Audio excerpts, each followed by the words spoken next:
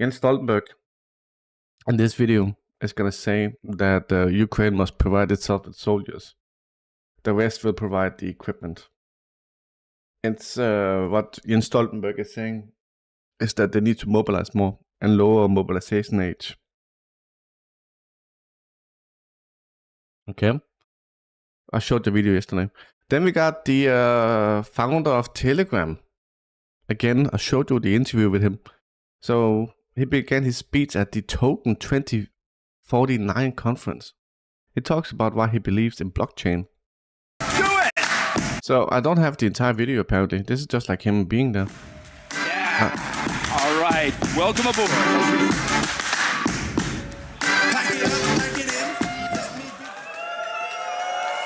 Telegram very popular, dude.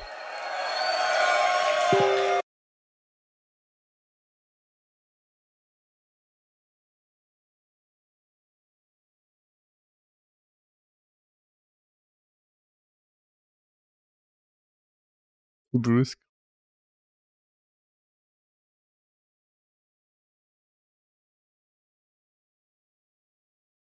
We need to deal with Tom's Bruce. He is head mod. Tom's is head mod. These are remains of the missiles found in Iraq. So none of these missiles ever reached Iran. And from what I know, these are like dummy missiles from the Israeli attack on Iran. You can quit, Toms. You're a head mod, dude. You're a head mod.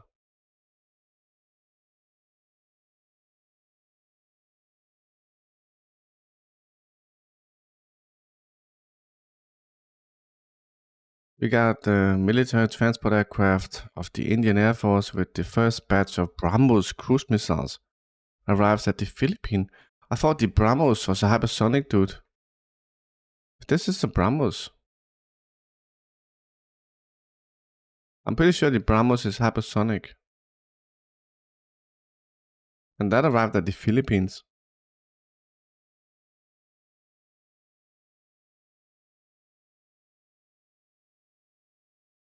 You can't time out Tao. You can't time out Tao, Sibu. You can't do that, dude. He's here every day. He's one of my most loyal users. Again, Iraq. Remains of the Iraqi missiles.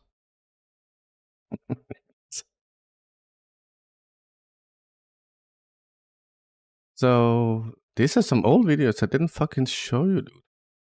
Okay, so we are so far behind. The Israeli missiles that were found in Iraq. 2 Israeli missiles that were found in Iraq. One in Latvia and one in Syria. Based on their exterior resemblance, they seem to be the blue Sparrow or the silver Sparrow missile types. The Sparrow is an Israeli medium-range air-launched ballistic missile, which is currently in use as a target missile in the IDF, meaning it is used to simulate an aerial target for defense systems, like the WW3. And in most cases, it does not carry an active payload. This is what we talked about where being a dummy missile, dude.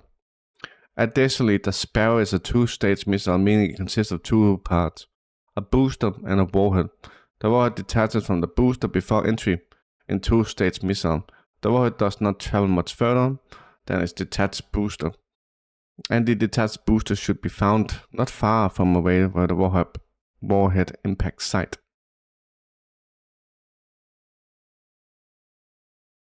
However, as seen in the image above, even the closest booster that was found was located in Syria, which is over 100 kilometers away from Iran. 100 kilometers. It's extremely unlikely that the warhead traveled more than a few kilometers into Iranian airspace, or even entered at all, even if there was an active payload.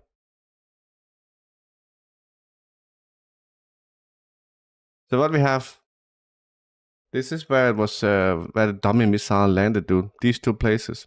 That's where the boosters were found.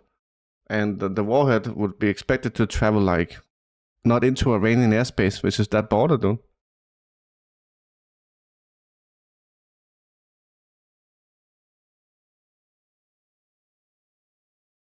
So Israel fired dummy missiles from Iraqi airspace that did not even enter Iran, and they launched a few quadcopters that were shot down above Isfahan. That's all they did, okay? But then we also had the American B-2 bombers in the air. It happened a few days ago. North Korea tested a new missile capable of reaching the US. Here we go, boys.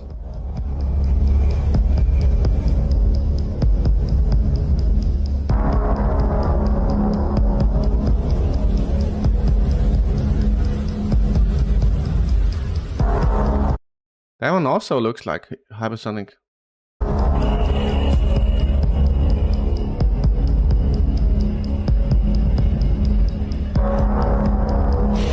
You saw how it looked like, right? This one might have hypersonic entry as well. It has like the zircon head look.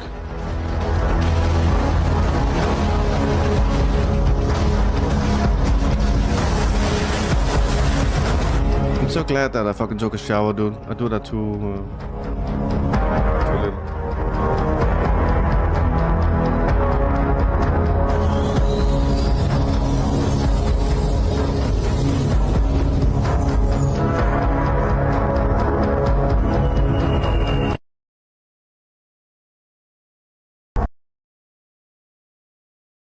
And this was also from the day of the attack, which is 2 days ago at this point.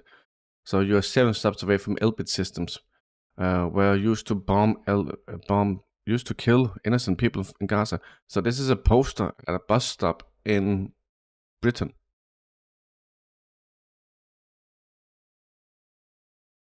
And then we got some responses on Twitter. Repelling the Israeli attack in Isfahan, like a fly, swapping a fly. I'm not gonna go through this. So people are having fun on Twitter, dude. And then there was also a guy, maybe like a Mossad operation in Paris, the Iranian consulate in Paris. There was a guy in there that has taken hostages. Initially, it was reported that he had a bomb belt. That was not true. That was not true.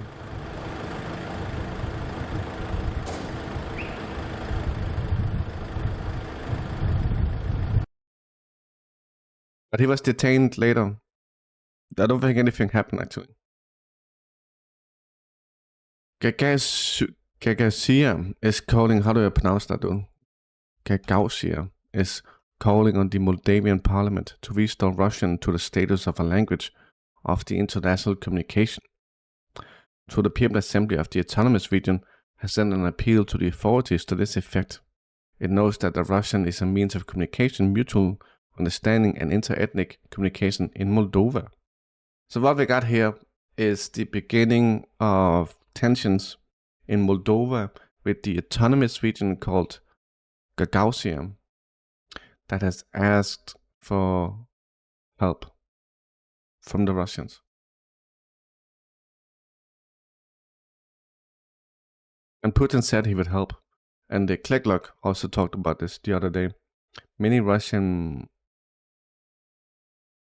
analytics, they say that Odessa, so her son Nikolai Odessa, might be a point of, might be a goal because they want to have access to Moldova.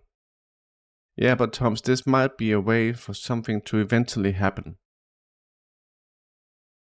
And I got more news around Gagausia later. We got some Ukrainians crossing into. They're surrendering to Russian forces. This is near the Dnieper River. So what I think happened is that they crossed the Dnieper River. You can see shelling on the ground, dude. And then they surrendered, taking off their vest. We see that normally. I'm supposing they're taking. Oh, yeah, exactly. There was a guy nearby, told them to take off their vest.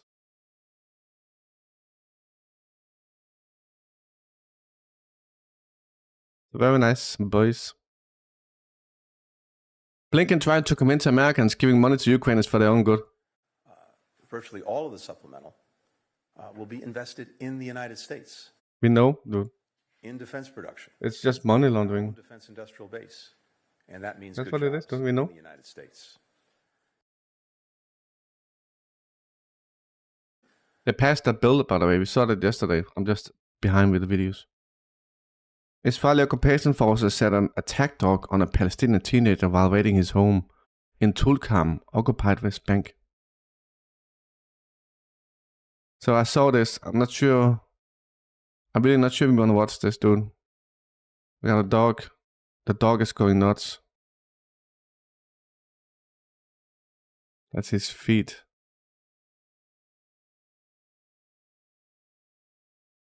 Yeah, that was okay.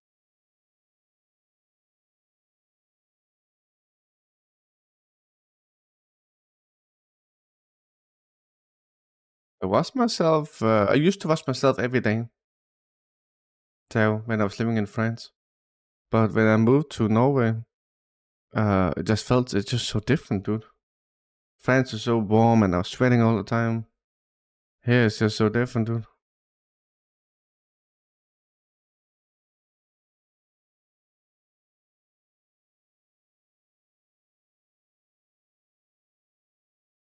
But I probably need to do a bit more. This is again from Iraq. South of France is better. It's better, but Norway is most safer with the economy and energy and jobs. The job market, obviously, for me. This video was the Iraqis and they claim a remnant of an Israeli missile was found at the Lafaya area near Baghdad. This is what I showed you earlier. This is just a video of what I showed you. What we're seeing here is the booster, and supposedly this is like 140 kilometers away from the Iranian border, and the warhead should be near this, and it's not. Well, the point is that the warhead is gone. It's not in Iran. The Ukrainian children that was abducted by Russia were found in Germany. I thought Russia was convicted of a war crime because of missing children.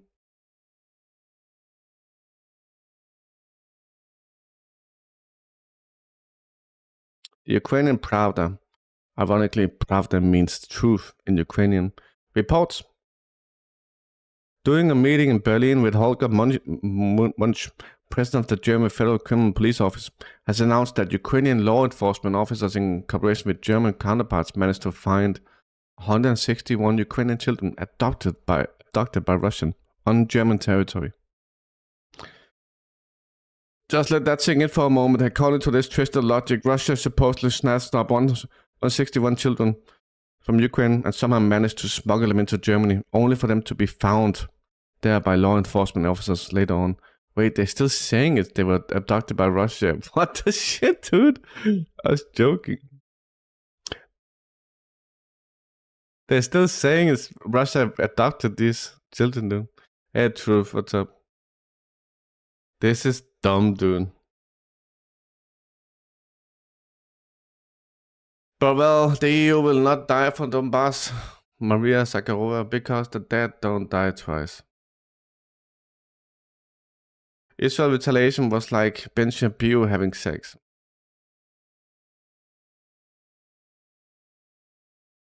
Going viral, the Iranian response to the Israeli response. Then we got Ursula von der Leyen talking about Putin attacking Finland or some shit like that. Now, remember, it's expected that Russia would put military on the border of Finland when they joined NATO, because you got NATO bases on the border with Russia, and you got airplanes there and drones and shit, so that's expected that Russia would put military on the border with Finland. It's perfectly expected, though. Putin is focusing on Finland.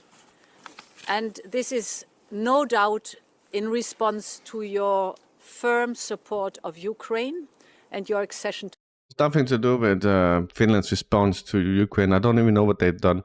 This only has to do with NATO. NATO. Just dumb, dude. Captured Ukrainian soldier Viktor Fedorchuk said that he surrendered with the help of Russian drone. Заломились. I'm not gonna play this entire video. I had no chance. I just waved my hand at the drone, only to be captured and survive. I was escorted by a drone to the Russian positions, and I was captured there, the soldier said. Okay. Then we got Jens Stoltenberg again talking about Ukraine. NATO defense ministers have agreed to step up and provide further military support, including more air defense. How? Where are you getting air defense, dude? And also, what is the other support? So you're providing support, including air defense. What is the other support? NATO has mapped out existing capabilities across the alliance, and there are systems that can be made available to Ukraine. So Then we got Mike Johnson. By the way, Mike Johnson, the Speaker of the US, said that he would not approve aid to Ukraine, and he just did that. Why are you willing to risk losing your job over this? That's different. Why are you Ukraine funding? Listen, my philosophy is you do the right thing and you Don't have a philosophy, dude. You're just fucking corrupt. let the chips fall where they may. I don't. If I operated out of fear over a motion to vacate, I would never be able to do my job. Look, history judges us for what we do. This is a critical time right now, critical time on the world stage. I could make a, I could make a selfish decision and do something that's different. But I'm doing here what I believe to be the right thing. I think providing lethal aid to Ukraine right now is critically important. I thought you said you wouldn't do that, dude. Yeah, he got his paycheck. I really do. I really do believe the intel and the briefings that we've gotten that. What intel? What are you talking about? What is the information that changed your mind, dude? Is it like sensitive? Is Russia gonna nuke or something? Hey, another slob. Stop playing Dota. That I believe Xi and Vladimir Putin and Iran really are an axis of evil. I think they're in coordination on this. I think that Vladimir Putin would continue to march through Europe if he were allowed. I think he might go to the Balkans next. I think he might have a showdown with Poland or one of our NATO allies. To put it bluntly, I would rather send bullets to Ukraine than American boys. My son is going to begin in the Naval Academy. What? Why don't you just send nothing, dude? What about that? It's not like the option is not to send bullets or troops. That's not like the two options you have. This fall. This is a live fire exercise for me, as it is so many American families. This is not a game. It's not a joke. We can't play politics of this. We have to do the right thing. And You can play diplomacy, dude. I'm going to allow an opportunity for every single member of the House to vote their conscience and their will on this. And I think that's the way this institution is supposed to work. And I'm willing to take personal risk for that because we have to do the right thing, and history will judge us. Yeah, you're so loud, dude. That's what you did. Gerasimov wrote a long time ago that Scandinavia is a proxy country for NATO, and the General Staff has long been aware of the threat from the north, and the current expansion of NATO to the north is no longer a surprise. Maybe the General Staff took this into account when planning. I'm not surprised. I'm not a slob. We've seen Scandinavian countries working on behalf of America. We've seen that. Yes, he is bad boys. He's full of shit, dude. Hey, Crypto, how you doing?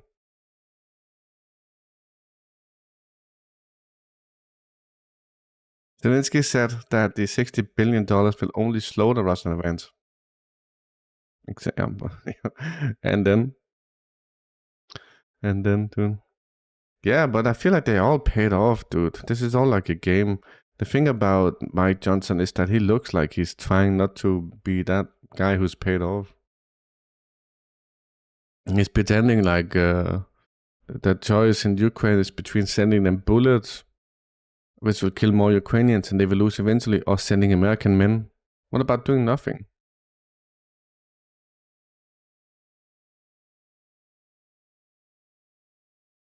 The FBI says that Chinese hackers are preparing to attack US infrastructure. How would you know that? This is typical America, dude. There's an incoming hacking attack in 2 days. How do you know? I remember Biden said the same thing. The Chinese are gonna hack our water supply in 2 days. It's like, how the fuck would you know that, dude? How would you know that, dude? A cyber attack doesn't have a build-up. There's no build-up of troops. You can't see that on satellite.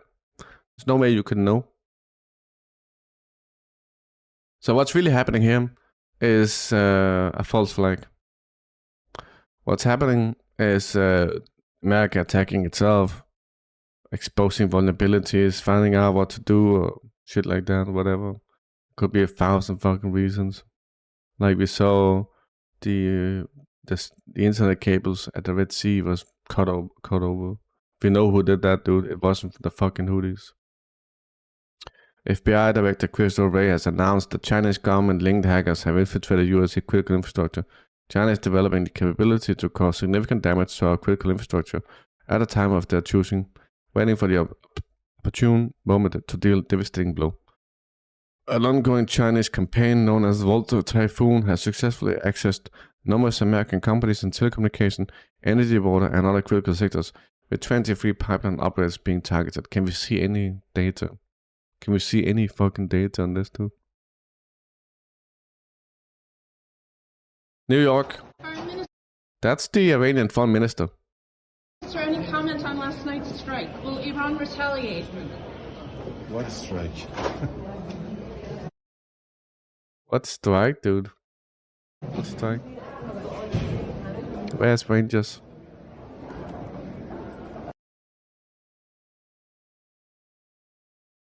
The British police barged into a man's home because he dared to voice his fury online about the Sydney church stabbing. And if that wasn't enough, they even brought along a mental health expert to interrogate him. What the shit, dude? John Joe, PC Turner, Hastings Police Station, Thank you. 959. So what's this about then? So it was just a few I won't film concerns. it, I'll just get it recorded. Yeah, no, that's fine. Just a few concerns. It's smelly right now, sorry. It's alright. He's like a mop, he just picks everything up. He's lovely. What's his name? Klaus. So why are you here today, sorry? No, you can all sit down, it's not a problem. You've literally just missed the missus and that, they've gone out like 10 minutes ago. Yeah. So what's the issue? So it was just to, obviously what we've been told, that you might have a few concerns, a few things that are bothering you at the moment. Yeah. Why the fuck? The Brits they don't have time to move out to robberies, theft and rape, but they can do this, dude. Hey, Rob Hover. Rob Hover, you're the guy who believes that the Russian elections are bad. Putin is bad. China is bad. But you're not propagandized. Hey, Suit.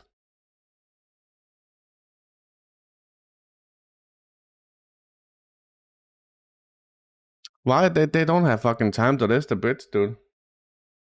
Whether there's That's anything... bothering everyone else in the country right now. So what are the concerns you're here for? Because this is religious discrimination right now, Because you wouldn't be knocking on Muslims' doors if they had this conversation. Because I already know why you're here. So this is religious. Why do you think we're here? I don't know. What's the priest told you? They're just... People have raised concerns. What concerns? About your views. What views? That you've got concerns about what's going on in Australia. Yeah, so? What? This is so weird, dude. This is nuts. I'm an Orthodox Christian. Now you've turned up at my house because I went and see my priest. So I'm going to get you all on film because this is going straight to my solicitor. So that's a mental health expert. How do they have time to that, dude? What are your concerns? Is there anything that we can help with? No. Why is the police here? I don't mean any disrespect to any of you. I don't want to sound abrupt here. If you can tell me why you're here. So I think, as PC Sands explains, so there was a report about some beliefs being expressed. So the reason I'm here is I work for the NHS, and if you're willing, I'm happy to talk and listen with you about fine. if you've got any concerns about your well-being. No, I'm fine. I'm fine. Klaus, out. Sorry. No, because he's just jarring otherwise. You can sit down, mate. So my understanding is, now I'm not a police officer, I'm a nurse, so my understanding is... So because I've questioned about the church not acting on the behalf of Christians, you're now turning up here with mental health nurses, assuming that I'm some right-wing nutter. This is nuts, dude. They have a resource problem in Britain, dude. So no one assumes anything. Can I explain my point of view? And you're happy? I'm happy to. No, that's fine So- because I This is nuts, dude. That's not the first incidents we see of this. Yes, it is, okay. Yes, it is, dude. It's so bad. The Ukraine war is lost, but Hollywood and DC don't know it. You were saying, Rob Hova. Hey Leo, how are you doing? The American media used to say that Russia was losing, but that's a long time ago, dude. In defeat, Vladimir Putin is becoming desperate. Putin is close to victory. Europe should be terrified.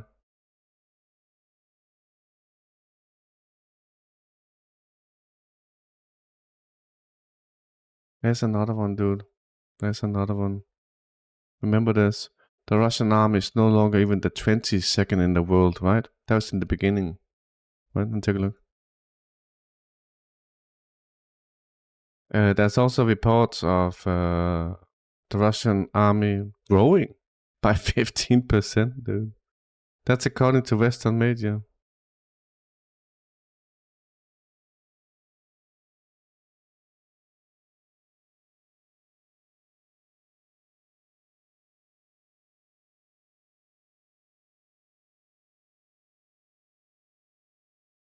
There was an article I saved once, but where did I save it, dude? Ukraine says local law enforcers behind Maidan protesters' death. I forgot the point of that.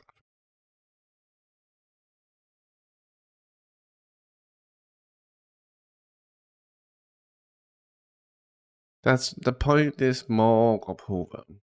When it comes to you explicitly, that they lied to you, dude.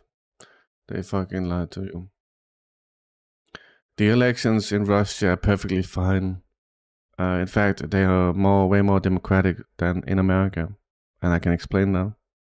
There's no lobbyism. So you don't got legalized corruption or bribery.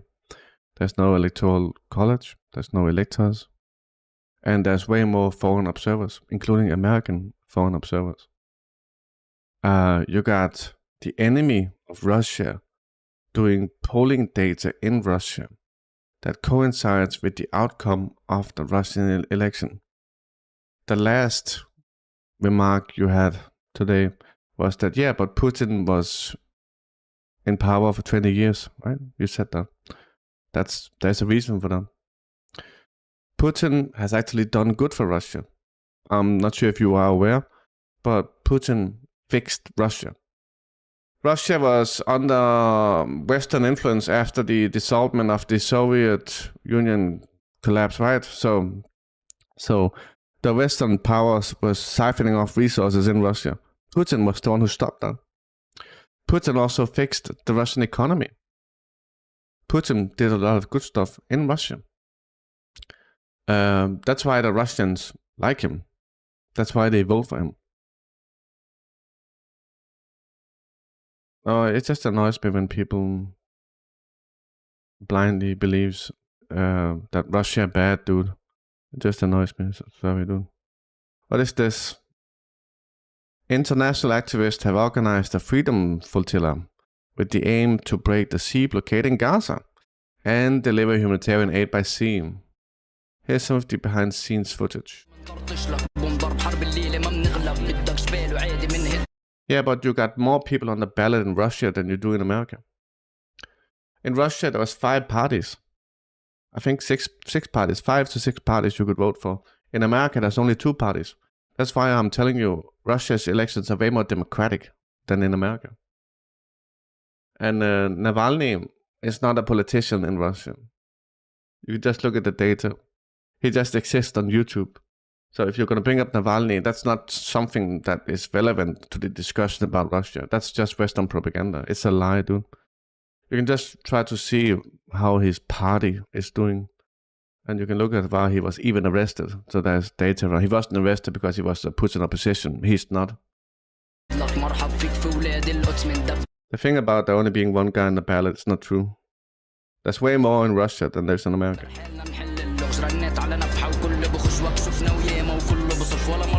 Yes, we do truth.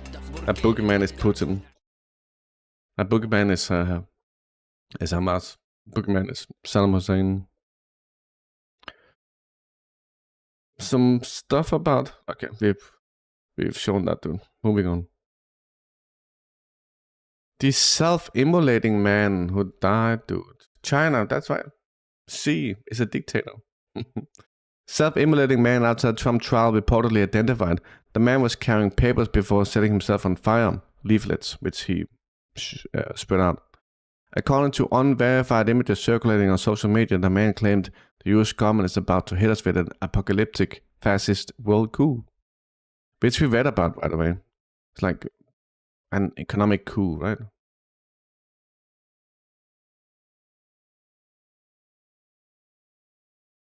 My impression is that the Russians, they got exactly what they wanted. And that's also the impression of the American polling data in Russia. I already sent you that data. So the Russians are getting exactly what they want. And that's honestly the attitude you should have, Rapova.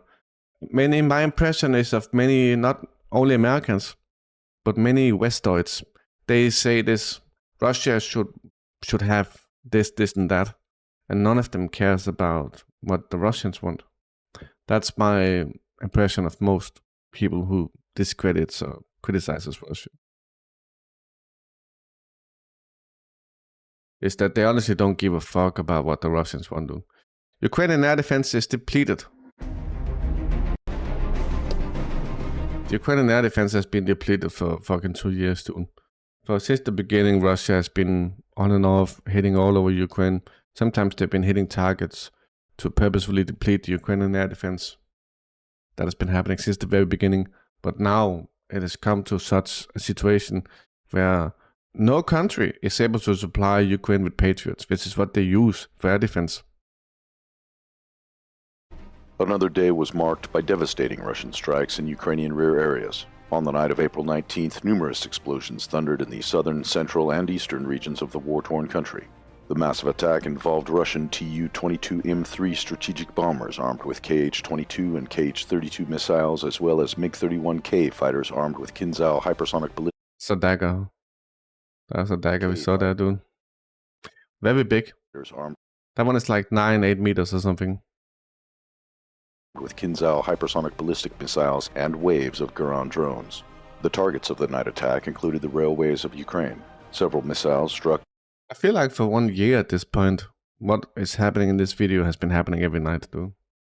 It's been like strikes all over Ukraine. Ukrainian infrastructure which was serving military traffic. In the early hours, large explosions thundered at the railway station in the city of Dnipro. Sometimes that's like bigger strikes. So I think a few days ago there was a strike in Dnipropetrovsk and Konstantinovka. That's right, dude. Where you got like accumulation of foreign mercenaries. And that's when you might... I feel like the Russians are going out of their way to hit like foreign mercenaries. By that I mean they're willing to do more collateral damage. But that's because they're fucking located at like hotels and shit. Which is one of the largest logistic hubs of the Ukrainian military in the eastern and southern areas of the front.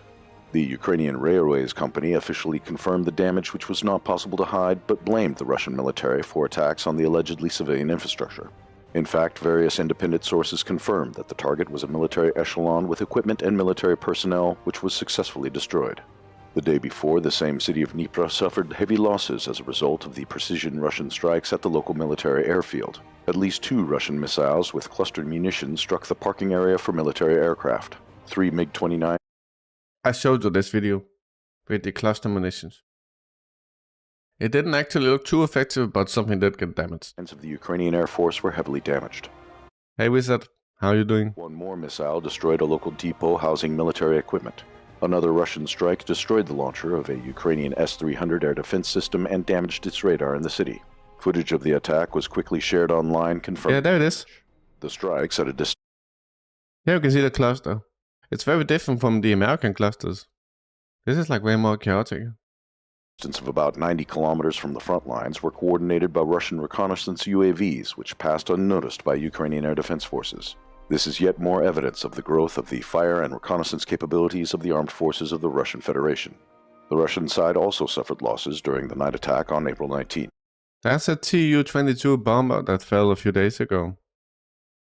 The Russians said that this was technical malfunction, but as you can see, it's free-falling, plummeting, and it's on fire. Another slop, are you here? Another possible scenario that happened here is that the signature code for this bomber was not inputted in the air defense complex. And the air defense fucking shut it down, dude. The Russian one I'm talking about. So it wasn't identified as a friendly. One of the Russian Tu-22M3 long-range bombers crashed in the Stavropol region. According to the Ministry of Defense, the aircraft was returning from a combat mission, explaining why there was no ammunition on board. The preliminary cause of the crash is a technical malfunction. According to unofficial reports, 2 crew members died as a result of the accident. But one died. The crew forcibly ejected 3 of his subordinates, but sacrificed his own life.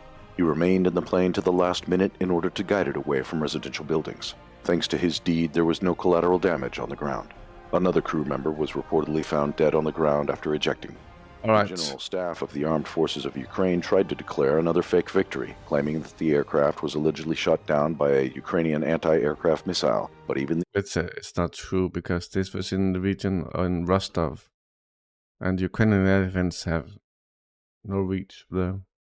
They're like typical Ukraine stuff, though. The Ukrainians no longer believe their lies. Typical Ukraine. We got Czech President Petr Pavel says the West no longer has enough resources to help Ukraine. Because we realized that Czech Republic and other countries don't have enough own resources on stock to give it to Ukraine. And that's why we started. Jens Stoltenberg said that supplying Ukraine was more important. Looking elsewhere, wherever this equipment or ammunition was available. Because U.S. assistance, U.S. help to Ukraine cannot be replaced. Europe is doing increasingly more and more. European nations are taking responsibility, but the United States still provide at least 50% of it. So that's why we all count on right American decision. What? Well. The truth, this is for you. The UAE has been the leading effort to seed clouds and increase precipitation, which used to be like a conspiracy theory. How is the UAE? The reason why this video is relevant now is because we saw what happened in Saudi Arabia some days ago. The entire fucking city of Dubai turned green, dude. Headed for the most promising cloud formations, with dozens of canisters of salt attached to its wings, with the aim of triggering more rainfall. The process is called cloud seeding. So, how does it actually work? The UAE has been leading the effort to seed clouds and increase precipitation. The country is located in one of the hottest and driest regions on Earth, where rainfall remains at less than 100 millimeters or 3.9 inches a year. That's some sort of gate of truth. On average.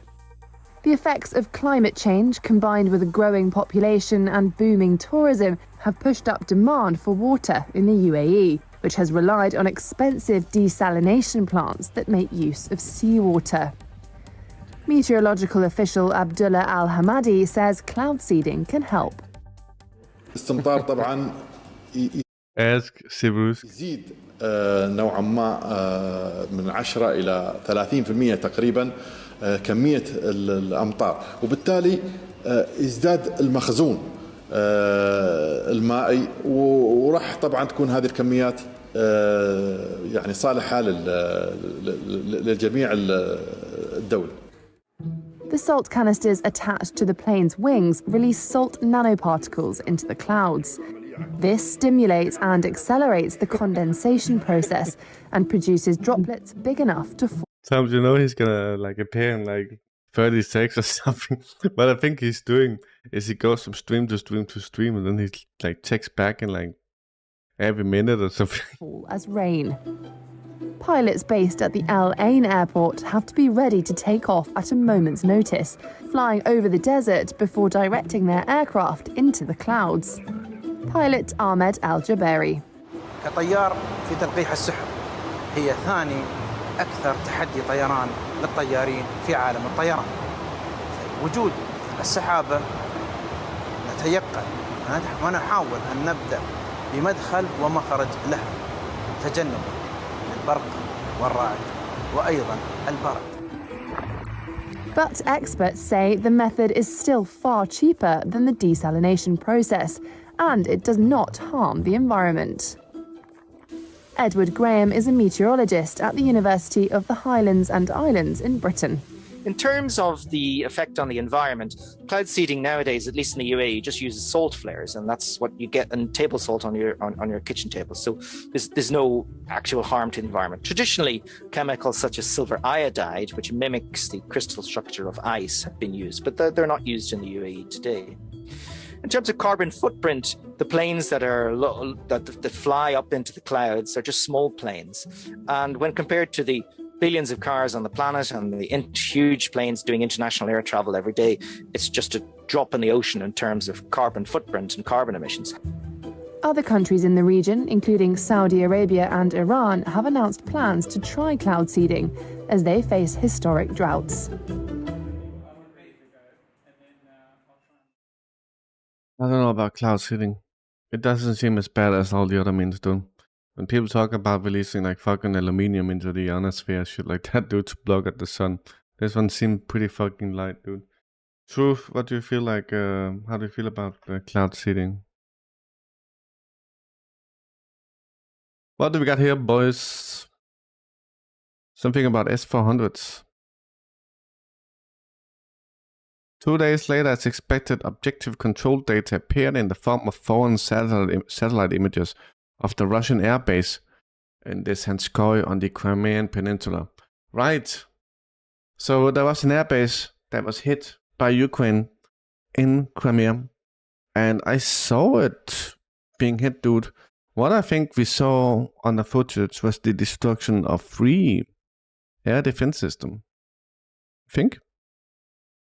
On the night of April 17th, the enemy, represented by the Ukrainian Armed Forces, using American ballistic missiles, MGM-140 ATACMS, that's clusters, attacked the airfield on the Russian Armed Forces, where the helicopter and anti-missile regiment is based. Satellite images shows hits in the area of the helicopter parking lots, weapon depots, and air defense positions. If there's no data yet on the consequences of the strike on the first 2, then it's expected from early information in the form of a video with a secondary detonation and a photo from the airfield. Apparently, at least 1 air defense system in the form of S-400 was destroyed. So, this is the ATACMS, as I'm guessing, dude, which release bomblets. This is the destroyed S-400 systems. You got at least 2 systems, dude, that are destroyed. Maybe even 3 systems. But these are destroyed, dude. I'm not sure why they're saying 1. So what is this? Oh. Is that air defense?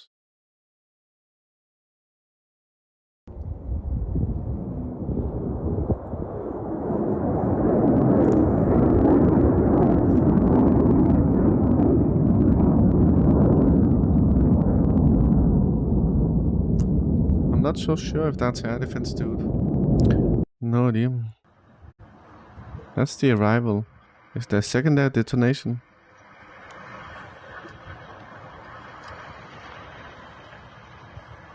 Nope.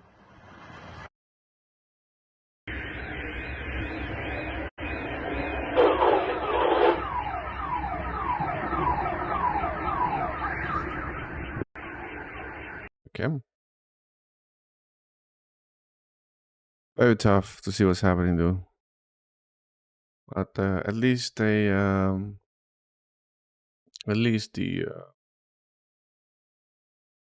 Ukrainians fucking hit something though.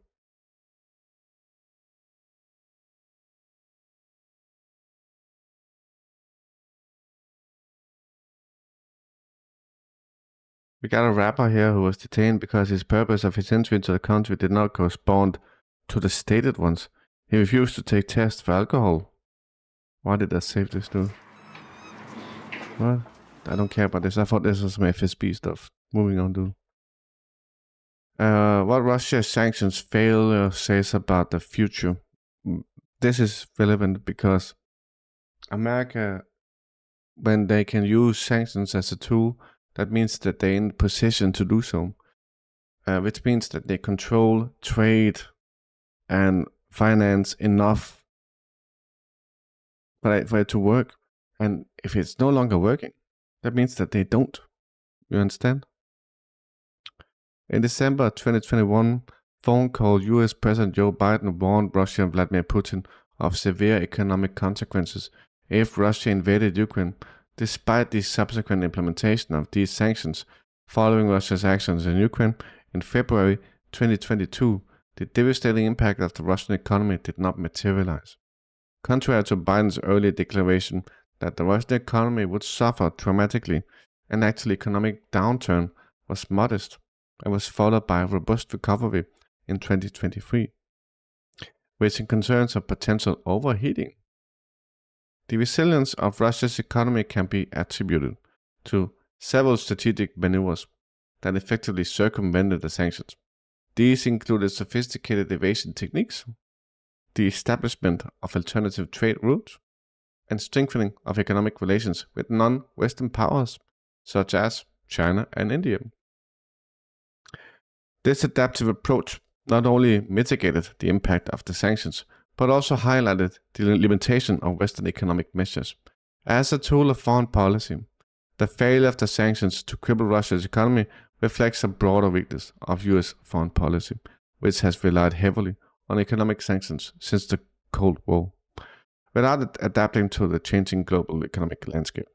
Russia's ability to sustain and even grow its economy in the face of unprecedented sanctions challenges the effectiveness of such measures and suggests a shift towards multipolar world where US economy influence is diminishing. Which is true. Serious. We got some info about the guy who set himself on fire. The man who set himself on fire is named Max Acerillo. He was an investigative researcher that left behind a Substack post of his findings and why he lit himself on fire. As crazy as he is, he got a lot of things right in his writings, and off the mark on some as well. This is what he wrote. My name is Max Acerillo, and I'm an investigative researcher who set himself on fire outside the Trump trial in Manhattan. This extreme act of protest is to draw attention to an urgent and important discovery. We are victims of a totalitarian cone, and our own government, along with many of the allies, is about to hit us with an apocalyptic fascist world coup. These claims sound like fantastical conspiracy theory, but they are not. They are proof of conspiracy.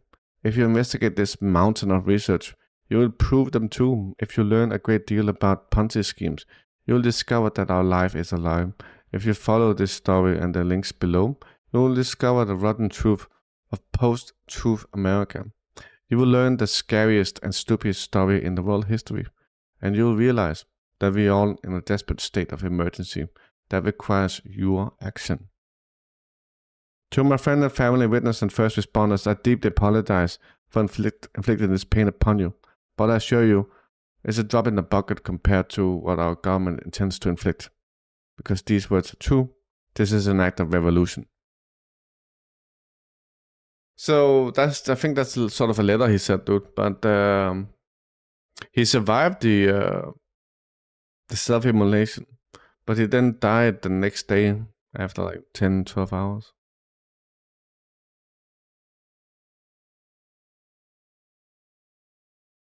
I looked at the Substack. Looks like common shit, dude. We can take a look. I think this guy is just someone who found out the truth and he was so surprised that he had to react, dude. Cryptocurrency is our first planetary multi-trillion-dollar Ponzi scheme. The March 2023 bank failures were all intentional.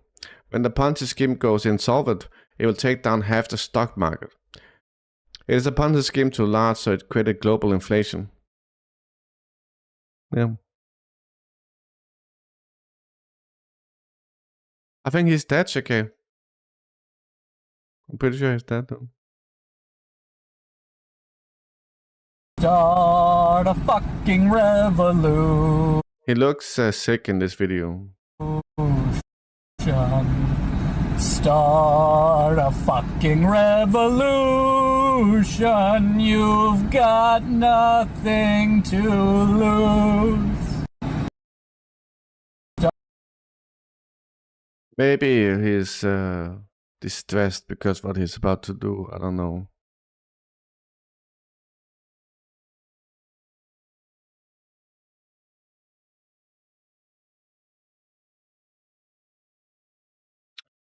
This Holocaust survivor says, "Stop the genocide in Gaza." Nice one, dude. We broke into IDF, hold 250,000 documents, a hacker group of anonymous claims. Hacker promised to publish more than 233,000 military documents related to the IDF. The accompanying video from the hackers shows the excerpts from PowerPoint presentation featuring IDF soldiers with slides showing logos of general staff units. The authenticity of the document in the video remains uncertain. The IDF security service denies the hack. We will see.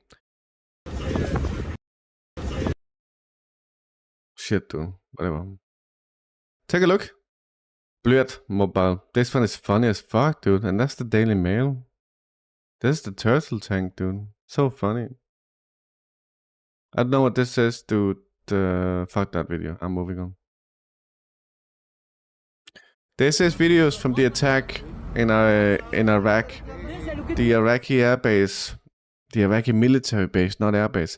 The Iraqi base, military base, south of Baghdad, where supposedly Israel struck and made a huge explosion.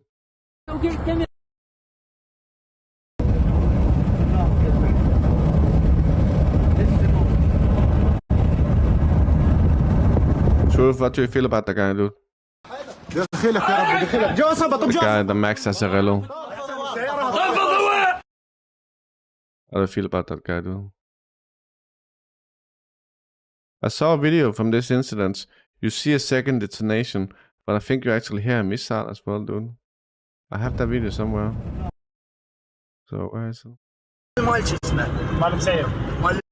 That's the second detonation.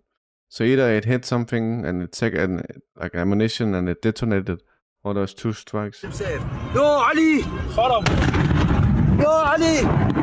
Yo Ali! Ali! Yo Ali!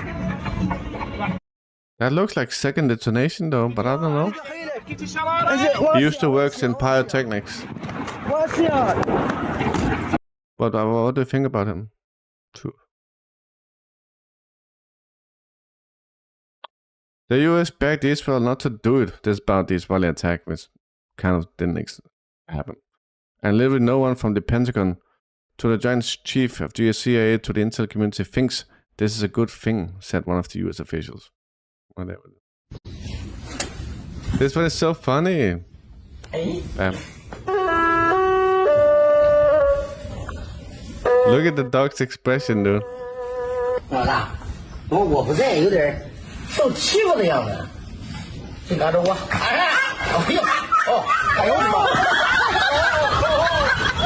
这脾气大的，哦呦这脾气大，哎呦，好，真厉害，真厉害啊，可以啊，坐，我走了啊。哎呦我的妈！ Did you see that face, dude? Did you see that face, dude? 如果不是亲眼所见，我是万万不敢相信的。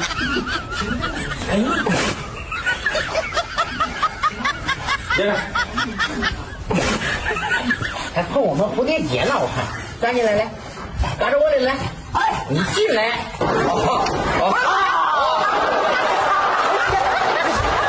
这厉害的，哎呦，哎呦，好了好了好了好了好了，哎呦。I love that video, dude. Iranian air defense missiles are homegrown from tip to butt.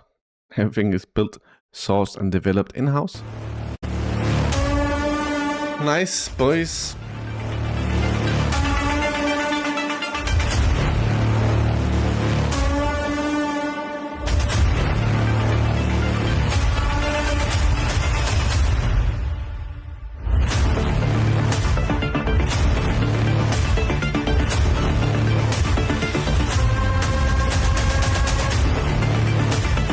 Homegrown missiles, weapon systems, means that sanctions don't matter, dude, and they can produce a shit ton of them. And as you know, quantity just matters so much, dude. Iran fucking knows what's up, dude.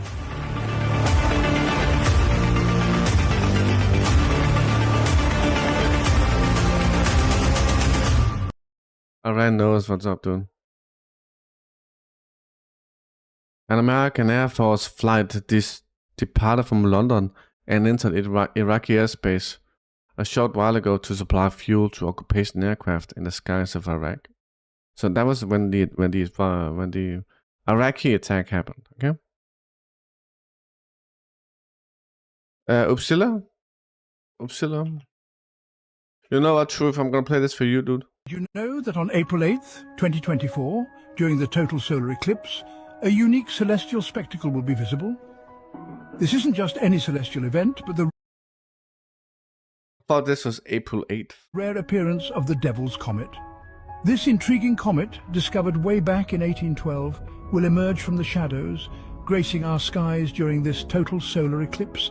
Its path will take it near the Sun, traversing the constellations Andromeda and Pisces, making this a truly celestial ballet. With an orbital period of approximately 71 years, these visits are few and far between. Around mid-March, it will be closest to the Sun in the constellation Aries, and will then head into Taurus, passing near Jupiter mid-April.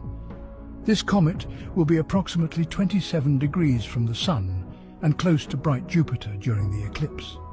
So, what exactly is this Devil's Comet, and why is it making such a grand appearance?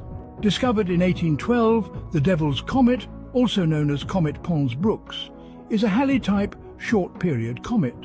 With an orbital period of approximately 71 years, this comet has been a celestial wanderer, making its round trip from the outermost regions of our solar system to the inner sanctum near our Sun. Come mid-March 2024, the comet will be spotted near the constellations Andromeda and Pisces. But it's during its closest approach to the Sun in April when the comet truly becomes a spectacle. It will traverse the constellation Aries and head into Taurus, passing near Jupiter mid-April. The comet has earned its nickname, the Devil's Comet, from a significant brightening and a distortion of the coma into a horn-like shape after an outburst in July 2023. An ominous sign, some might say.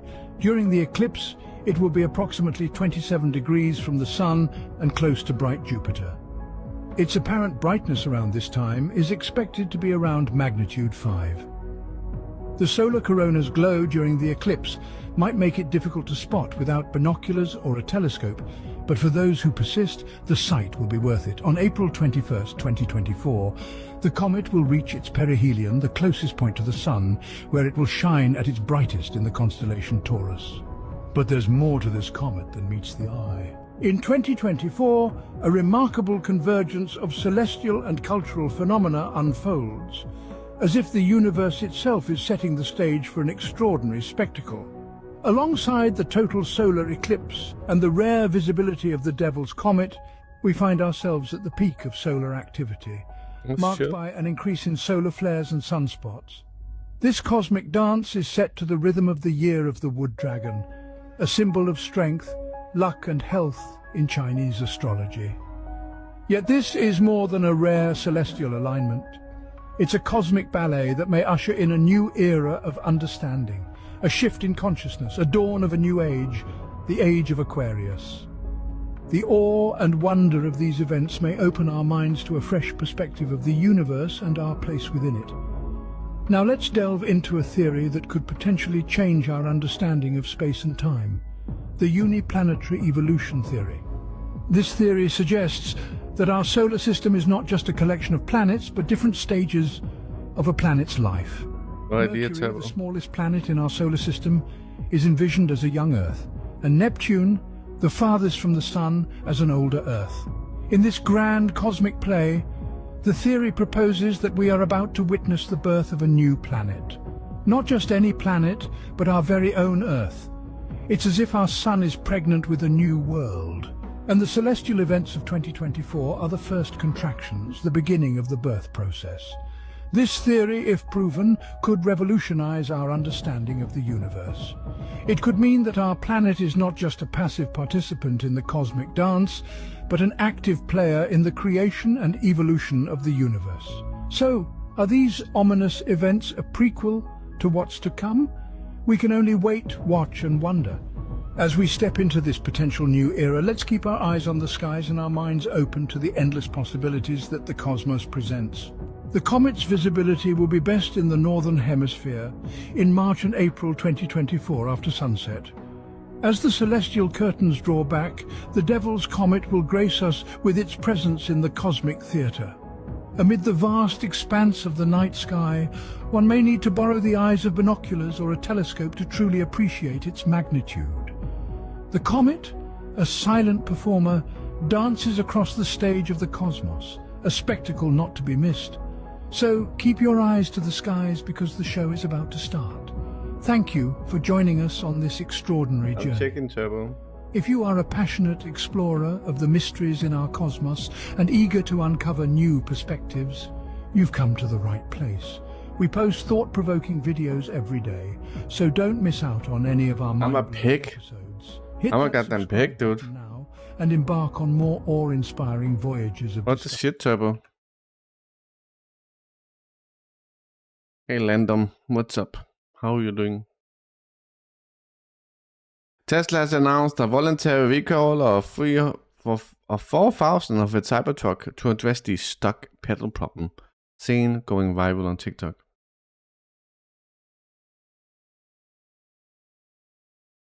Nice, Landom. Nice. Zelensky came to Chasov Yar, probably so they can show him exactly that they are planning to evacuate their force from there. Zelensky has a habit of going to places that's about to fall, dude. Like Bakhmut, Soledar, Avdiivka, etc. Mariupol.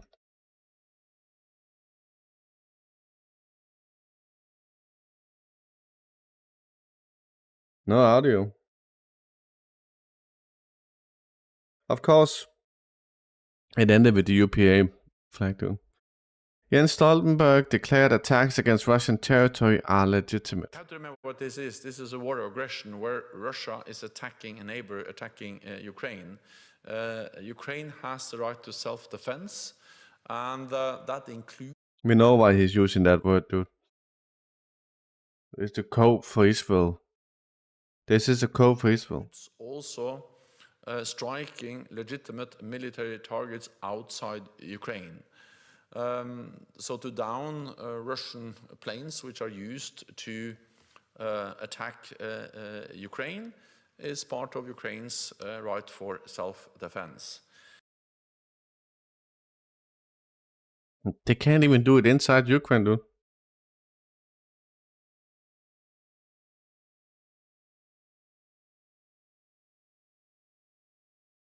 They can't even do it inside. This is the aftermath of the Israeli strike on the PMF base in Iraq below Baghdad. Right, so this is the aftermath. I assume none of you have seen this. So this is relevant, boys. That's a hangar. Some pickup trucks.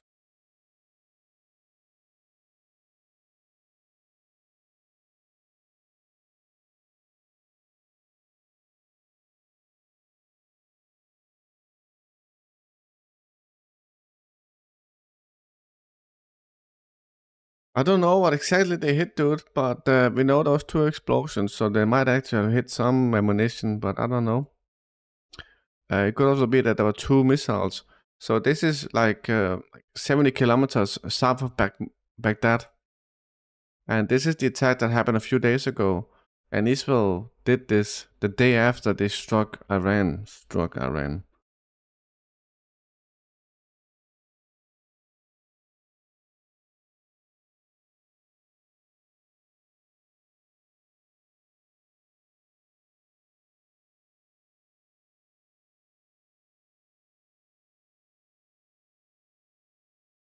I don't know. I was hit, dude. We just saw some pickup trucks. But maybe they hit something because the Iraqis are not showing us what was hit. So that is normally very telling, dude. Take a look at this. This is the PMF, the People Defense Force. So what we got here is the Iraqi, I think. So this is the People Defense Force rebels. And they're doing an ambush on Myanmar's government army convoy. Okay?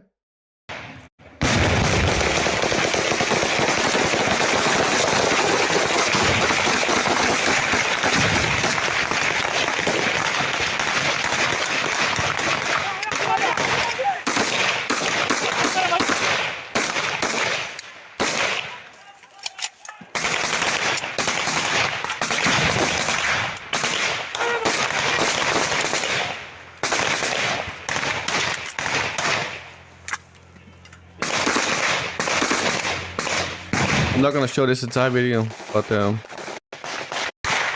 doing like an ambush, okay?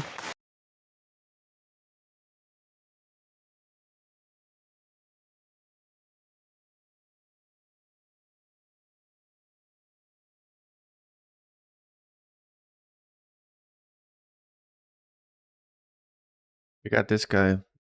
He's asking some shit about Biden. This is at the White House press briefing.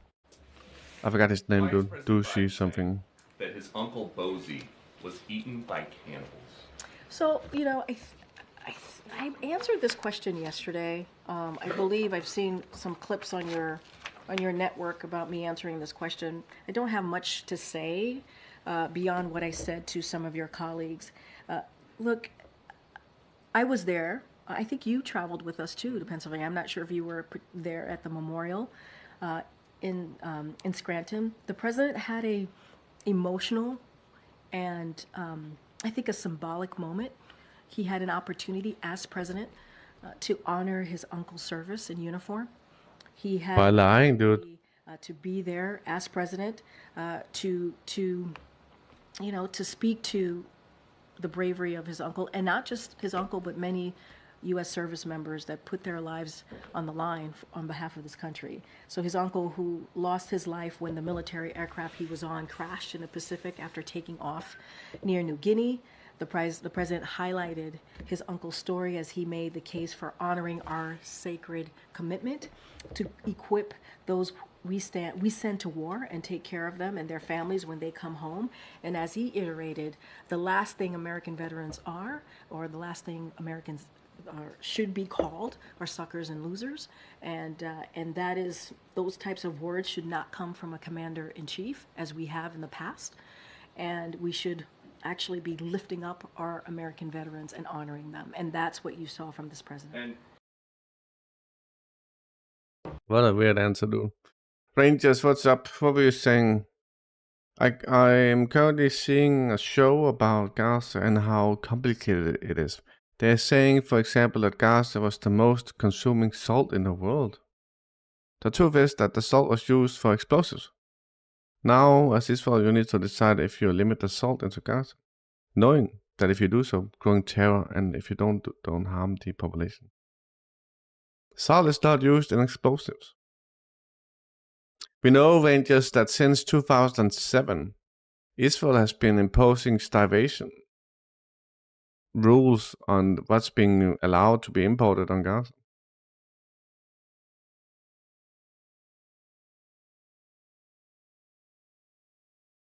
The starvation policy of Israel is nothing new. But what they would want to do, Rangers, is try to convince everyone that it's not about starving the people. It's about limiting terror. So that's why they will make up all sorts of, do all sorts of mental gymnastics. Right? They will say that, oh, they're gonna use bananas as weapons too. Whatever. Have you seen the settlers? They're starting to kill Palestinians. So right now, we not only got IDF soldiers killing Palestinians, but we got settlers killing Palestinians. The UN spoke out about it and said that must stop immediately. Yeah, the solution to the contention there is between Palestine and Israel is just stop doing occupation. That is the solution. We talked about that before. Adhere to international law and eventually things will be fine. That is the only solution. That is the only solution.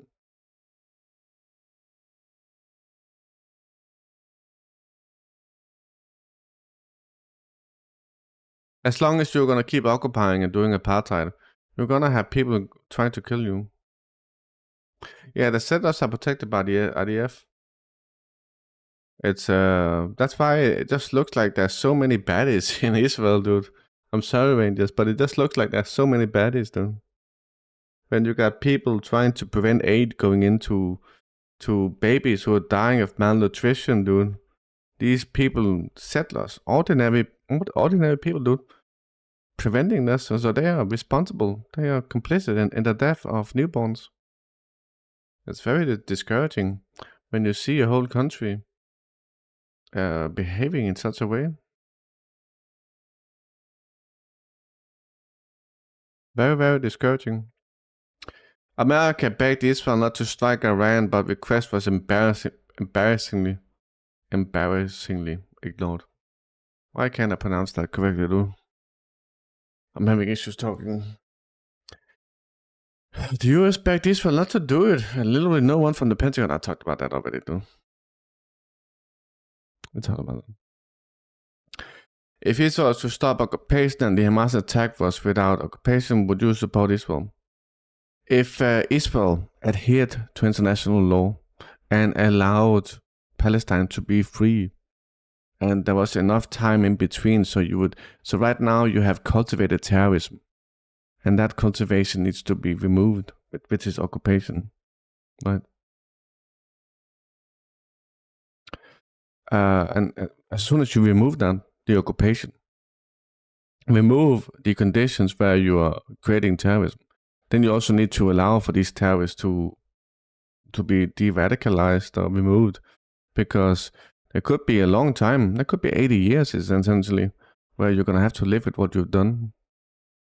You got people without parents, without families, who's been killed, their family has been killed, and they still live when you stop occupying, but there's no way.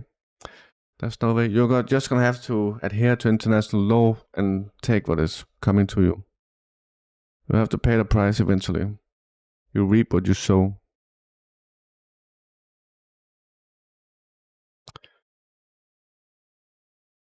Right? And there's a reason why Hamas doesn't attack Egypt. Right? Hamas doesn't attack Jordan. They don't attack Lebanon. They attack Israel.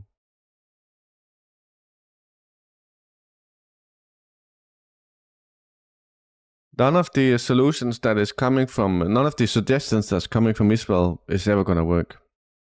Never.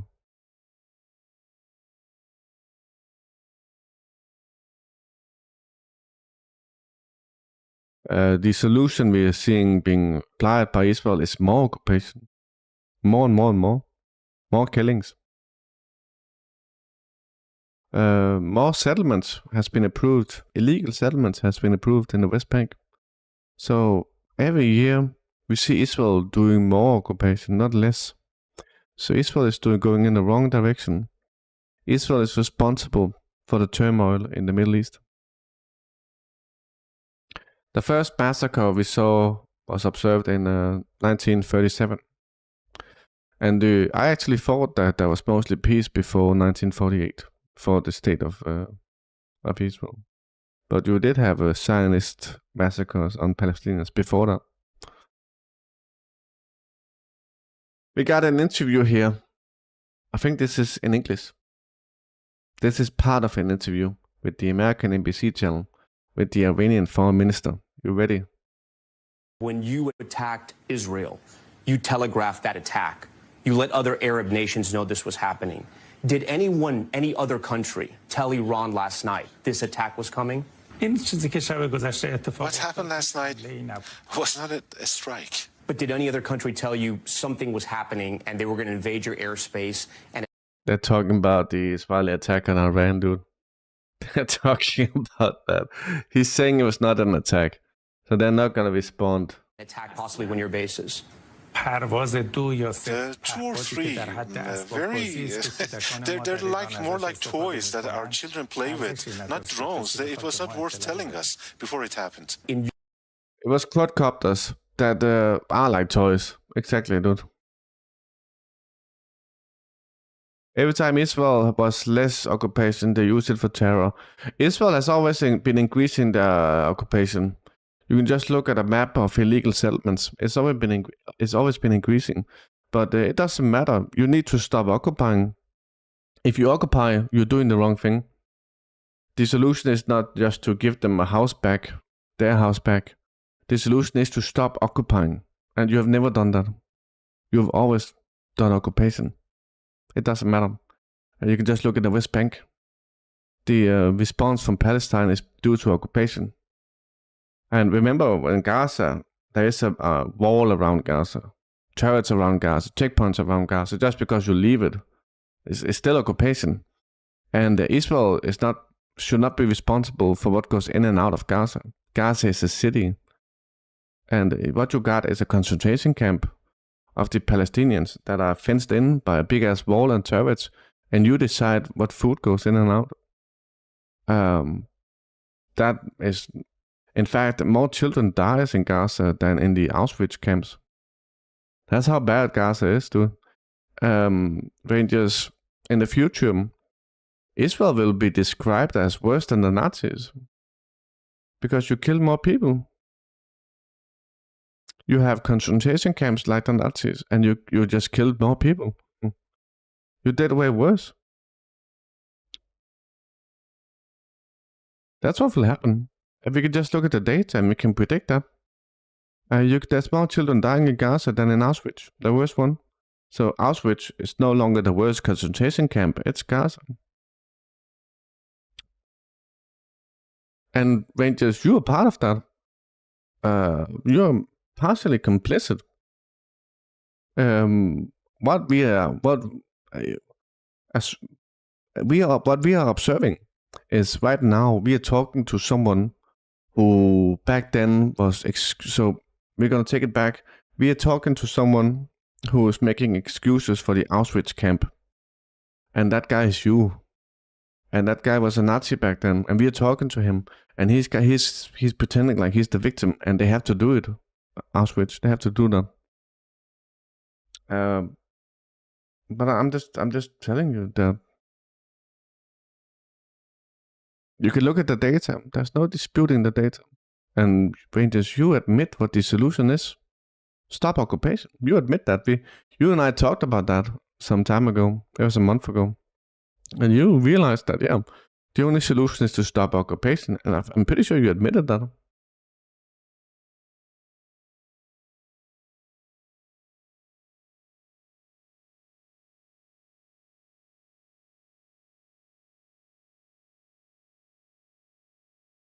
It's not easy. That's because you've been propagandized, Rangers. You've been told that you are the rightful ones, and the other people are not the rightful ones. So you think you are allowed to do what you're doing, and you think you're in the right, but I'm telling you, I can prove that you're not. The fact that you're killing more children than what the Nazis did in Auschwitz should be enough for you. But the reason why it's not enough for you is because you value Palestinian lives less than your own life, or the lives of Israelis, and which you admitted to. That's really the root of it. Yeah. So you live terror all your life, which you should be doing. You should be living with terrorism because of occupation. We don't want to live in a world where occupation is not resisted. So you should be happy that you live in a situation where the people you're occupying is resisting. You just have to realize that. Yeah, but that's a good thing, Rangers. Resistance is a good thing.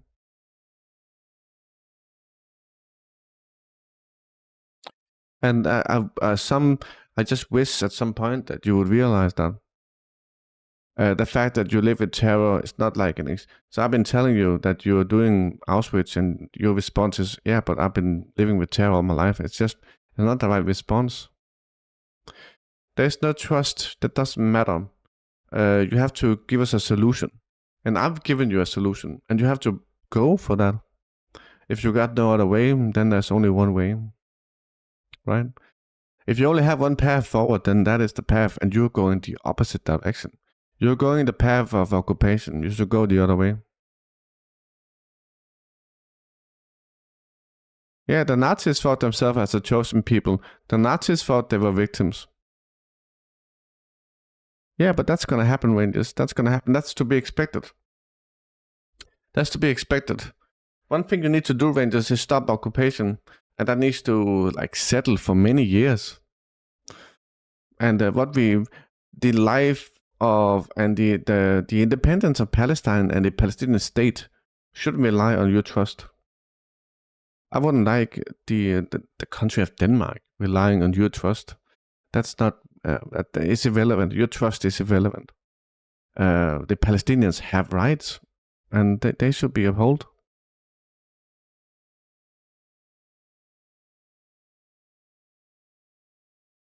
You need to realize that you're doing occupation, and you have to live with that. Which is impossible. Israel eventually will be stopped, Rangers. There's no scenario where Israel will win. Right? They might temporarily win, yes, but at some point, occupation it fails, dude. The one thing that would make it fail would be the fall of American supremacy and dominance instead, we should say, right? When American dominance is less expressed, then Israel don't have that many allies that are relevant.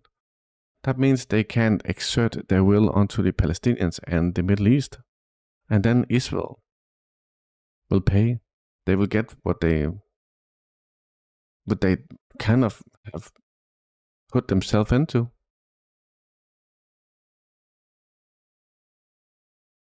And there's gonna be no one to help them. You know what? I think the Palestinians could take over Israel if it wasn't for America.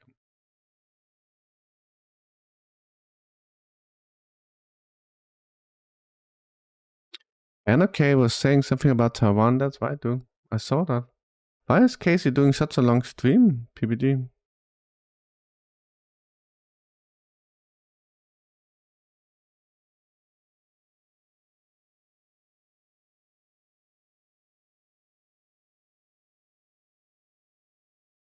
NRK was doing the usual. Taiwan is his own country. Except yeah, the other way around. Dude. I checked NRK's stream, but let's say that you took my land. Now I hit you to get my land back. I tell you, I want to kill you. Would you give me your land or your gun? What you need to just do is just adhere to the law, Rangers. There's like no mental gymnastic you can do that's gonna make it right for you.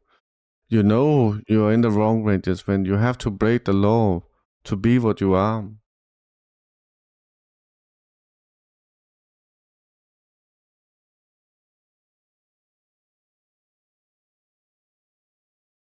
So it doesn't matter with the land, weapons, kill, or all that, or like rocks being thrown at you, or buses being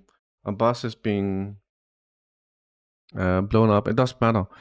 Just what you are experiencing is the conditions that you have to live under when you're doing occupation. We keep telling you.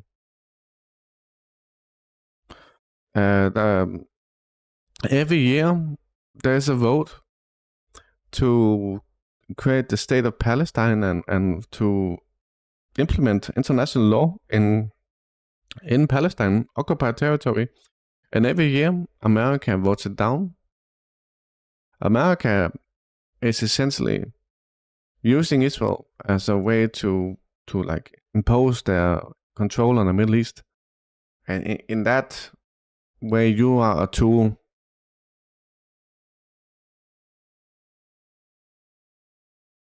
Rangers, you yourself admitted that the lives of Palestinians are worth less than the lives of Israelis.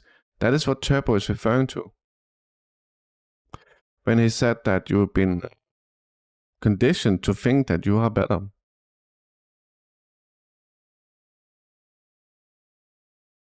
There's a peace process every year, Rangers, at the UN. Every year there's an attempt to have peace, but it's sabotaged by America and Israel. We also have the Oslo Accords. Israel didn't implement them. They signed them, but then they didn't implement them.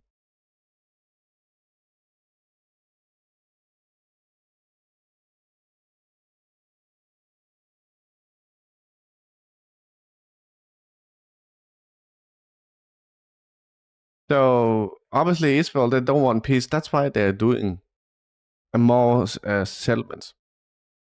That's why they're doing more settlements, because they don't want peace.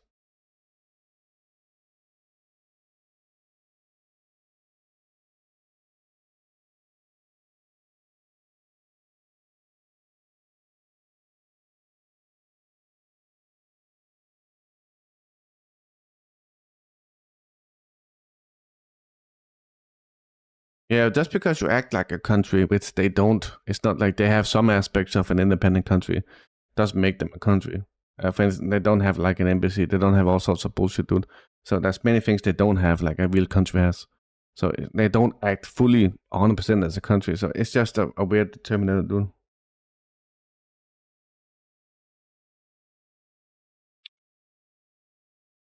You said that PPG, did you see what happened, dude?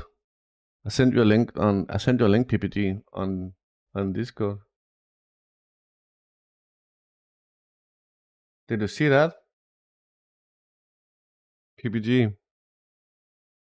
Nice country, dude. Nice country. Taiwan does not recognize Mongolia. Hey, Terry, what's up? The point is, Rangers, that you admitted that you think the lives of the Palestinians are worth less than the lives of Israelis, which is part of the issue. That so, Rangers, you've been fooled. You have been fooled. Yes, I would like to have more Israelis, Rangers, but many Israelis, Rangers, they come in here and they say, "Free Palestine from Hamas." There's 2 Israelis or like 3 Israelis we've had in here who didn't like misbehave or just come in here and like spread shit, dude. It's very rare we get an Israeli who actually wants to talk to us. You are one of the few, which I am very appreciative about. I would love to have more Israelis to talk to, dude. I would love that. Iran is a global threat, dude. Iran launched hundreds of drones and missiles at the Temple Mount in Jerusalem. What? What, dude? Oh no. This is so dumb. This is a fucking ad, dude. This is a fucking ad. This is an ad on YouTube or some bullshit.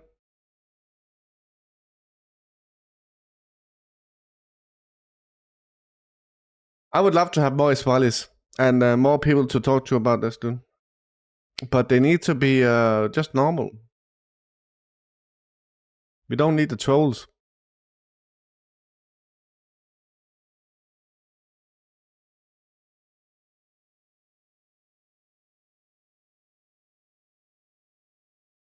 The US is equally complicit, if not 100% responsible for the genocide against Palestinians for the last 76 years. I would say America is the perpetrator, dude. There's no, you need to. America, Israel is so close. Since the early hours, we've been urging our Israeli counterparts to act with as much precision as they can in their target. Israel admits it's not about precision, but it's about damage. They admitted that pretty early on. Our constant efforts to urge the Israelis to be as precise and careful as possible,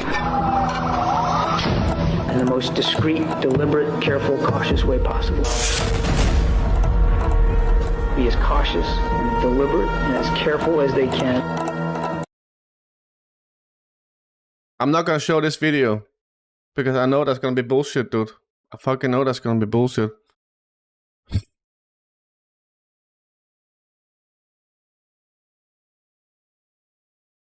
Shit stir is not the right word, dude. What Israel is doing is an arm of America. Ukraine is dispensable, like can be disposed. Israel cannot be disposed, but it doesn't matter. Israel without America wouldn't be the same. And what's gonna happen is that Israel is gonna cease to somewhat exist if they can't live in peace with their neighbors. And the meaning of Israel is to impose on the Middle East, which is against peace.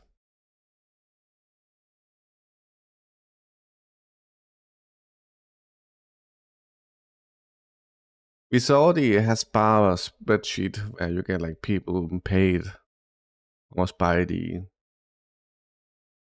each sentence they write, dude. Yeah, they don't care about Jews. They don't really care about this, that, and the other. They do care about Zionism because the fact of the matter is that America has probably been infiltrated by Zionism, dude, and it's used as a tool to do certain things. I'm not really sure that Rothschild is a Zionist. I'm not sure it fucking matters, dude. I think people like that use Zionism as a tool again. We got now America put sanctions on Israel army. I didn't hear about that. Which sanctions? I didn't hear about that, dude. But which sanctions? We got Lloyd Austin here talking about something. You say that genocide is good for American jobs? Shame on you! Shame on you! That's what America is these days, dude. That's what America is. We got this brilliant woman here. I don't know who it is. Black faces in high places are not going to save us. Just look at the black proponents of Cop City in She's right. She's right, dude. Atlanta's leadership class. Black faces in high places are not going to save us. Just look at the black woman's hand, ambassador at the UN, voting against a ceasefire in Gaza.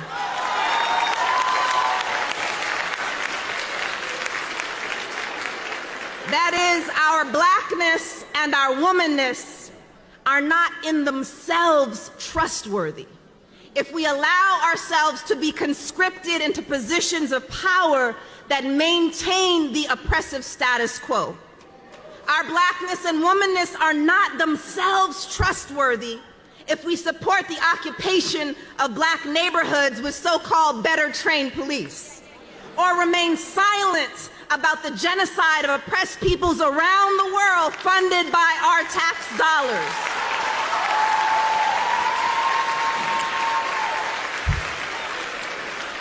And here, let me please shout out the incredible Spelman students and AUC siblings who have been organizing with Stop Cop City and Justice in Palestine, among many other troublemakers in this room. You all remind us that college is not a waiting room to enter the real world, but that you can start transforming that world right here, right now. It goes without saying, but let me just say it anyway. For student activists speaking out courageously for Palestine and Congo and Haiti and to stop Cop City, they should not be threatened with expulsion loss of scholarships, or have public safety called on them for protesting. Too often, our institutions celebrate student activists after they've graduated, even giving them honorary degrees.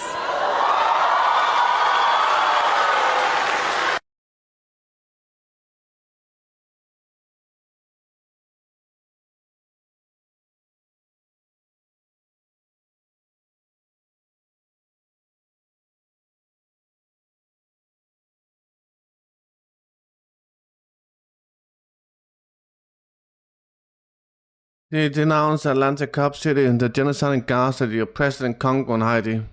Nice, dude. Nice.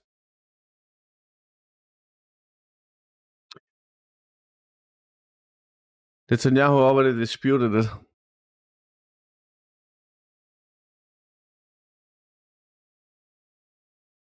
Answer, Sibuskansen. What's this, dude? In Ukraine, they propose sending those convicted of murder to the battlefield. This is where combat would say, oh, everyone does that. The head of the Ukrainian Minister of Justice, Malayska, believes that they would be safer than those who robbed for decades and then were given a machine gun. Okay, well. Viktor Orban. The West is one step away from sending troops to Ukraine. According to Hungarian Prime Minister Orban, this could drag Europe down, and Brussels is playing with fire and tempting God. We got Russia at the UN. I'm not going to play the entire video. Looks like Russia is firmly backing humanity. In this case, the cause of Palestinian statehood. The US is ironically isolated as a rogue terrorist sponsoring state from Ukraine to Israel and its useful ISIS Al-Qaeda franchises. Remember the whimsical Russia is isolated mantra. Russia spoke out at the UN against the American vetoing the creation of the entry of Palestine into UN. We got McGregor here talking about the collapse of the Ukrainian army. Well, I think we're watching the Ukrainian army collapse. It's been underway for some time now. What was initially a mild spring rain is turning into a flood when it comes to this.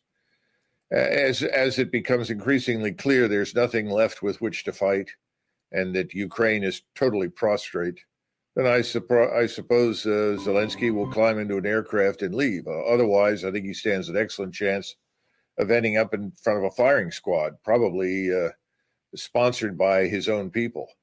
This is a tragedy that we've helped to bring on. Well, he's right. That is a tragedy that the West brought on, dude.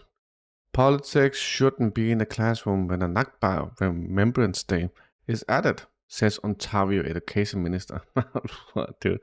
He was proud to impose Nazi propaganda Holodomor on education in high school classrooms.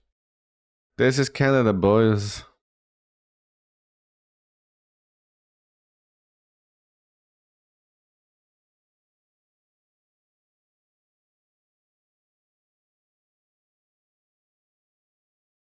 China.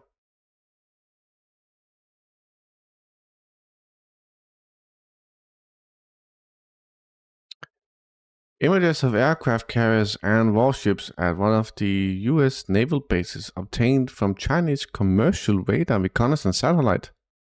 Okay.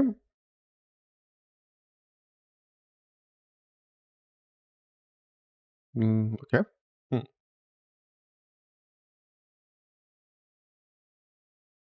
We got destroyed railway bridge and locomotive in Odessa region after being struck by a Russian missile. Ooh. Why did I pass this to? But there was something about this. That one was hit, dude. But I have what was struck earlier. I just skipped it for some reason.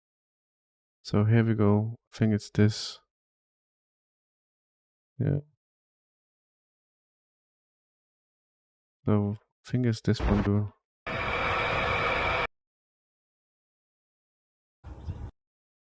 So, what was here? This afternoon, the Russian troops carried out several attacks on the enemy's port infrastructure in Odessa.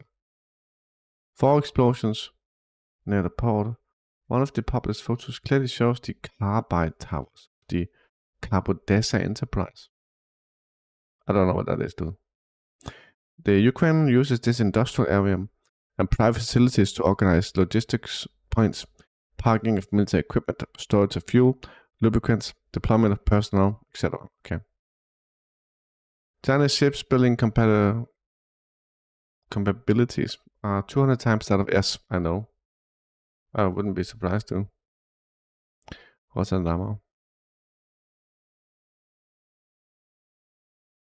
Look, boys. Soviet self-propelled guns in the streets of Berlin.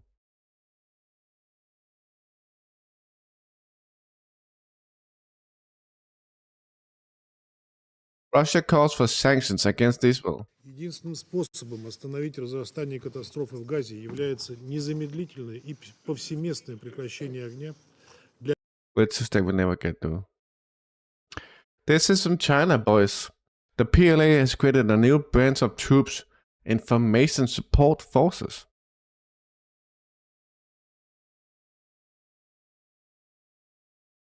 The new service will play a key role in the creation of application of information systems and their networks. Okay.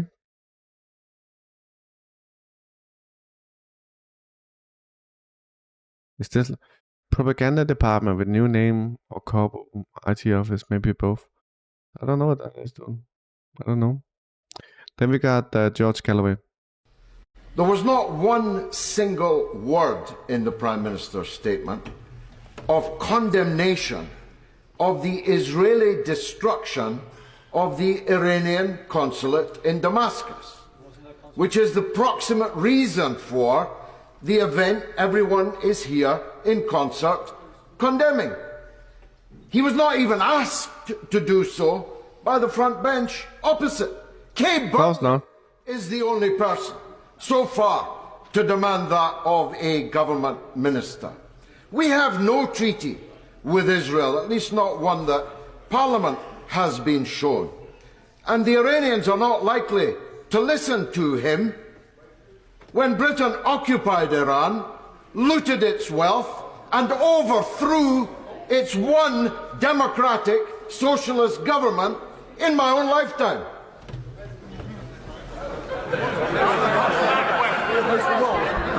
What's that response, though? Socialist government in my own lifetime.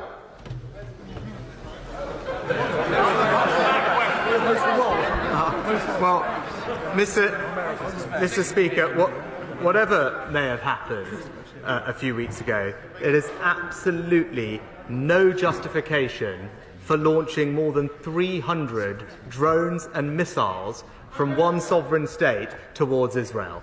It's It doesn't matter what happened. Simple as that. And in the honourable gentleman's question, not once did he condemn that action, or indeed the actions of Hamas in the region. Fucking pathetic, dude. This is what Sibus wants to show us. Commercial shipbuilding output. Look. Look, dude. China outdoes the entire fucking planet, dude.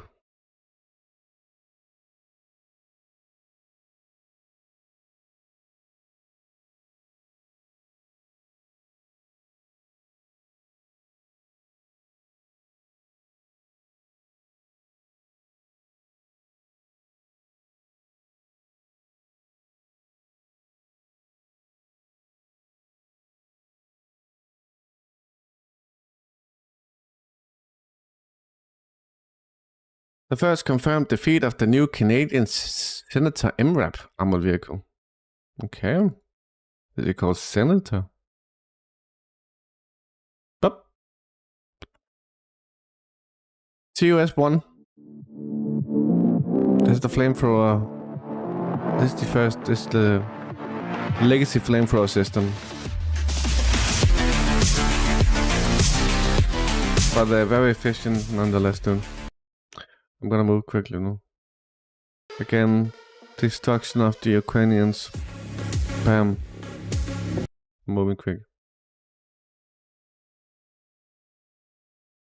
In the city of Agadez in Syria, where the American military base is located, a rally was held demanding that the American military leave the country. Mass protests erupted in Niger to demand the withdrawal of U.S. troops. This comes weeks after Niger's new government under America withdrew 1,000 troops. Manchiani terminated an accord with the U.S. which allowed around 1,000 U.S. military personnel to operate in the country, ostensibly for counterterrorism efforts. The protests, reminiscent of those that led to French forces being expelled from Niger last year, chanted slogans against U.S. intervention, expressed support for the government's decision to revoke the accord, and celebrated the presence of Russian military instructors. That's so funny when people say that, oh, if America didn't do it, the Russians or Chinese would do it. U.S. Navy ship programs face years-long delays amid labor supply woes. Fuck off. U.S. troops in Nigeria say they're stranded and can't get male medicine. Chinese gold imports surge. Sibuski. Oh, I'm going through the fucking wrong stuff, dude. Here we go. Houthis too hot to handle. German warships ends mission against Yemeni militia. Heads home. The Hessen, a German frigate deployed in the Red Sea in late February to take part of Operation Expedis, the European Union-led mission to protect regional shipping against attacks by Yemen Houthis, wrapped up its mission and departed. They went home, dude. Hey, Kimia, what's up? Do tanks have a place in the 21st century warfare? The Ukrainian army lost 5 Abrams tanks in 2 months, mainly due to drones. The drone combat in Ukraine that is transforming modern warfare has begun taking deadly toll on one of the most powerful symbols of American military might, the tank, and threatening to rewrite how it will be used in future conflicts. Depending on the size and technological sophistication, the drone can cost as little as $500, a paltry investment for taking a 10 million Abrams tank. The New York Times also reports that Ukraine has lost 800 tanks in total. Ukraine has lost 800 tanks, serious. Hey, chaps. Yeah, the Lancer drone has been very effective. Very, very effective. US greenlit Israeli strike on Iran, not game changer. Okay.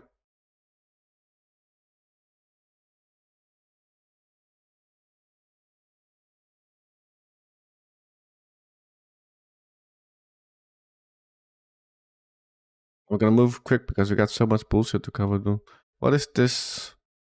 Lithuania announced the delivery of an L-39 something Albatross light attack aircraft to the Ukrainian army. What?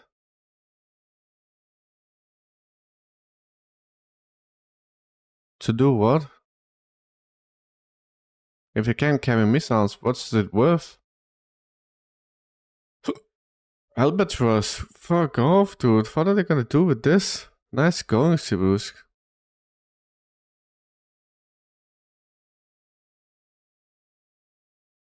$15,000 tanks. Look, it's stuck, dude. What are you gonna do? You can name the bad words. Scholz was in China. This is Anna Baerbock, the defense minister of Germany or some bullshit, and she's completely fucking nuts. She's all out willing to sell everything. Everything. Wenn China vor aller Augen eine immer engere Partnerschaft mit Russland. Scholz was just in China, right? I think he is in China. Das in der Ukraine einen völkerrechtswidrigen Angriffskrieg führt, immer enge Partnerschaften schmiedet, dann können wir dies nicht hinnehmen. Dann fordern wir China auf, seinen Einfluss auf Putin gelten zu lassen. I think Scholz was in China to try and dissuade Xi from working with Putin, but that's not gonna work, dude. It's not gonna work. Auf keinen Fall können wir hinnehmen, dass irgendein Land der Welt Putins Kriegsmaschine befeuert. Auch das. Germany is infested by fucking agents at this point. I'm not sure if it was ever sovereign, dude, because you can just look at the fucking pipeline, dude. And Germany is destroyed. Haben wir gemeinsam gegenüber China hier unmissverständlich deutlich gemacht. Beim Land, das auch für die G7-Länder zugleich Partner, Wettbewerber und zunehmend systemischer Rivale ist diese enge Abstimmung. Why is it a rival, dude? You make your own fucking rivals. Fuck off, dude. We got Bill Maher here. I'm not sure we want to see this video. It's 8 minutes. We definitely don't. North Korea tests a new anti-aircraft missile. The Korean Central News Agency emphasizes that the test has nothing to do with the situation in the region.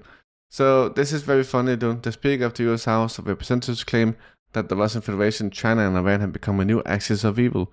So Mike Johnson is just saying what all the others are saying, dude. Fucking sellouts. Fucking sellouts, dude.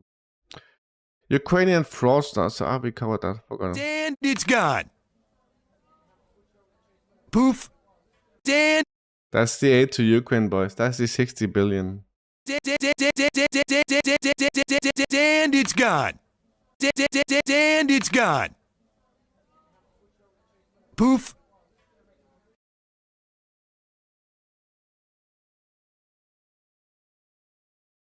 Ukraine weapon package ready to go once the bill clears Congress, which it did, by the way. I'm moving fast, boys. What is this? I don't know. Moving on. And what is this? Congresswoman Rosa DeLaro.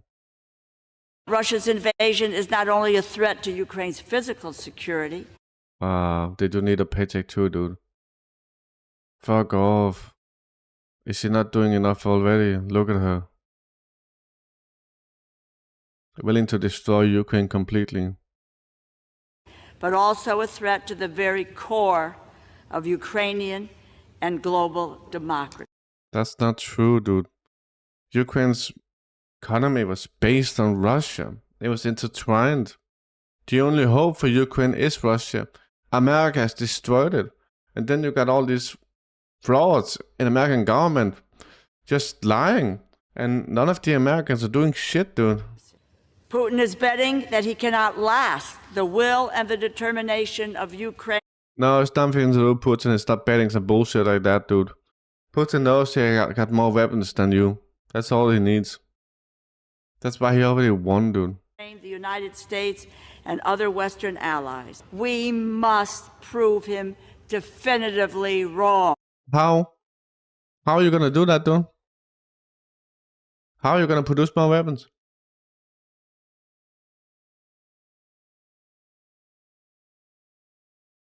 Ukraine had cheap ass gas, dude. They had cheap everything. They could get everything cheap from Russia, and they were doing that. Russia was also getting cheap resources to Europe through Ukraine, which Ukraine was benefiting from. A lot of the industry in Ukraine went to Russia, and that was something that was benefiting Ukraine. Russia was paying Ukraine for a whole lot, dude. If Ukraine does not receive this support, which it requires and needs to do what? How is he gonna win, dude? What are you gonna give them? And how are they gonna win? This is like we need this package so they can win. How? Fucking how, dude? Defeat Russia's outrageous assault on its sovereign territory. No, that we didn't provoke.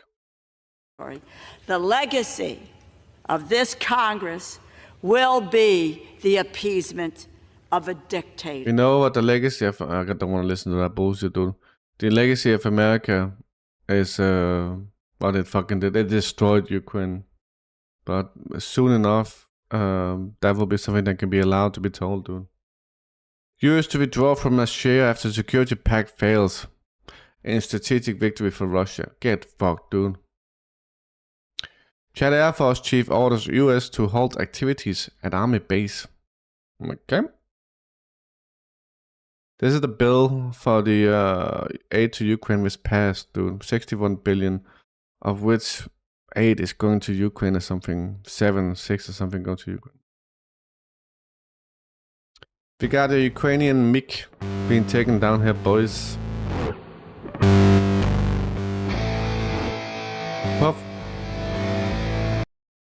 So remember when Ukraine says that they took out something of Russia and they use a stock photo with a cross over it. This is the sort of material they're lacking, right? And when you got people on Twitch saying, "Oh, I got proof of bullshit," you don't got proof of shit, dude.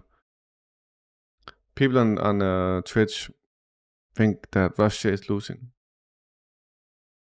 but the only thing that they show on the stream is like a Western article. They have no fucking videos of anything, dude.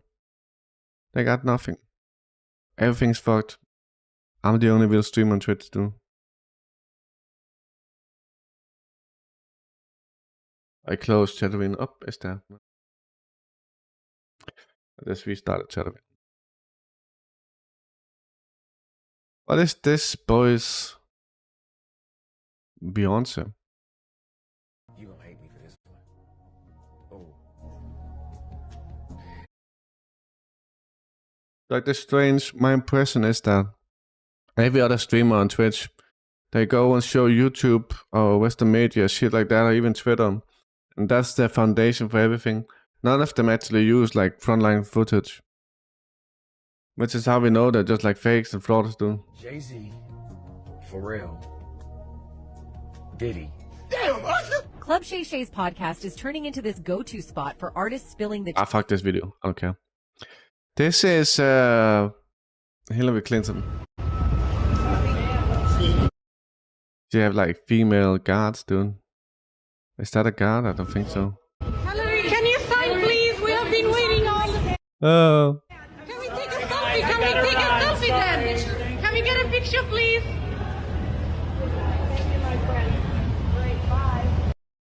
She just destroyed everything, dude. This is the US House after they passed the bill. Was this prepared? Are you saying that this is completely artificial, dude? And everyone was just like bringing the fucking flag? I thought this was supposed to be like natural, dude. These are the ones who got paid like, they probably got like 5k each or something like that, dude. Something pathetic. To fucking kill all the Ukrainians. All of them are like purchasable for like 5k each or some bullshit. Like these old folks, dude. Fucking despicable. US is sending additional military advisors to Ukraine as Russia gains momentum. Is this American boots on the ground, dude? Is that what it is?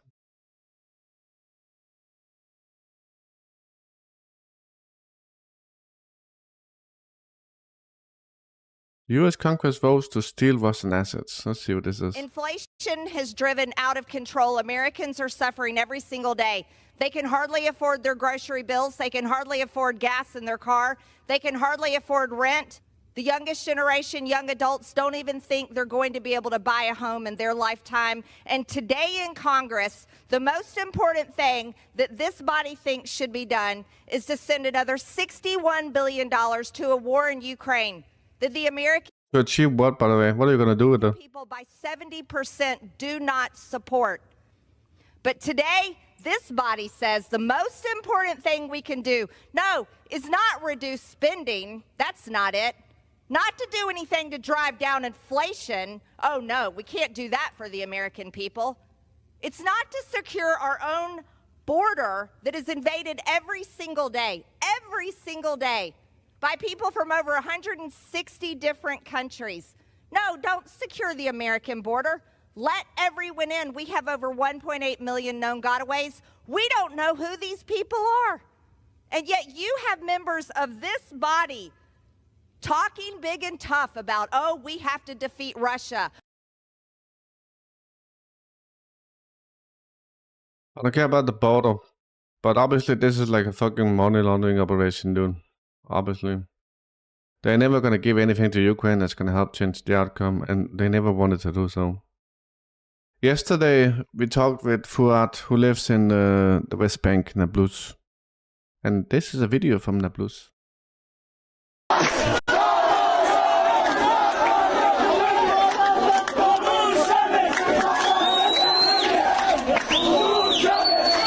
don't know what they're doing. I don't know what they're doing, dude. Martyrs erupt in Balata camp in Nablus, Bethlehem. Kalkaya in condemnation of the IOF massacre in Tulkarem. So in Tulkarem, which is near Nablus, the IDF raided that place and killed 19 people. As far as I know, Shigaf looked into this.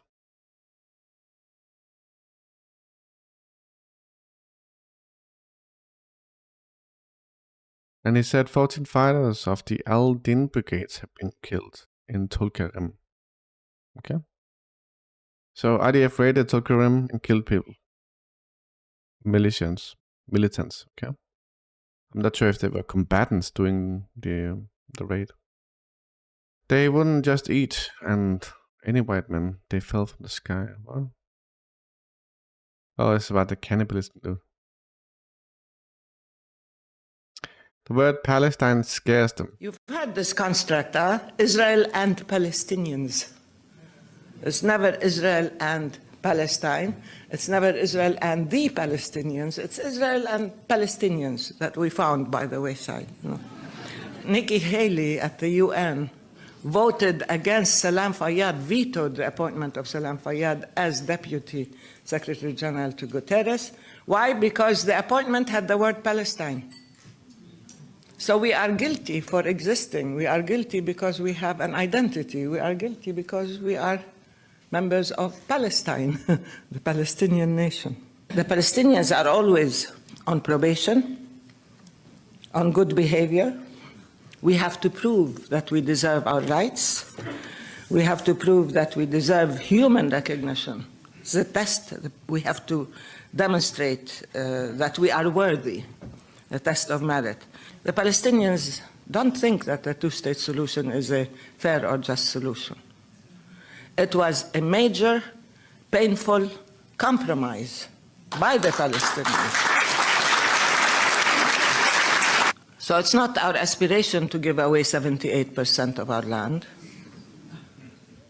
It is a compromise that we made in order to give our children a future and a life in freedom and dignity, and to exercise our right to self-determination. And now Israel and probably the world are not very keen on seeing it happen. We are a nation with our rights, with our history, with our culture, and we abide by international law. And I don't believe any other country in the world is allowed to discriminate against a people because it wants to maintain the ethnic or religious purity of its own entity at all. Maybe we need to de-Zionize Israel rather than Zionize the Palestinians.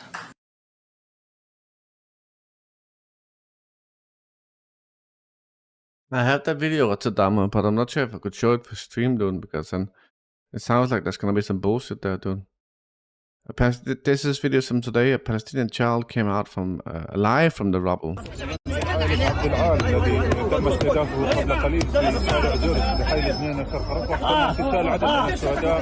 Jesus fucking Christ, dude. Imagine dying like this. لبسها زي الطوق لبسها زي الطوق خلاص عنده قاعد زحلقه ضرب عم يمسك عنه حطها زي الطوق ايوه هذا النفس هذا احنا كاسين على النفس بالضبط شغل شغل شغلك شغل محمد حط ايدك عندك تنفس الله اكبر اوف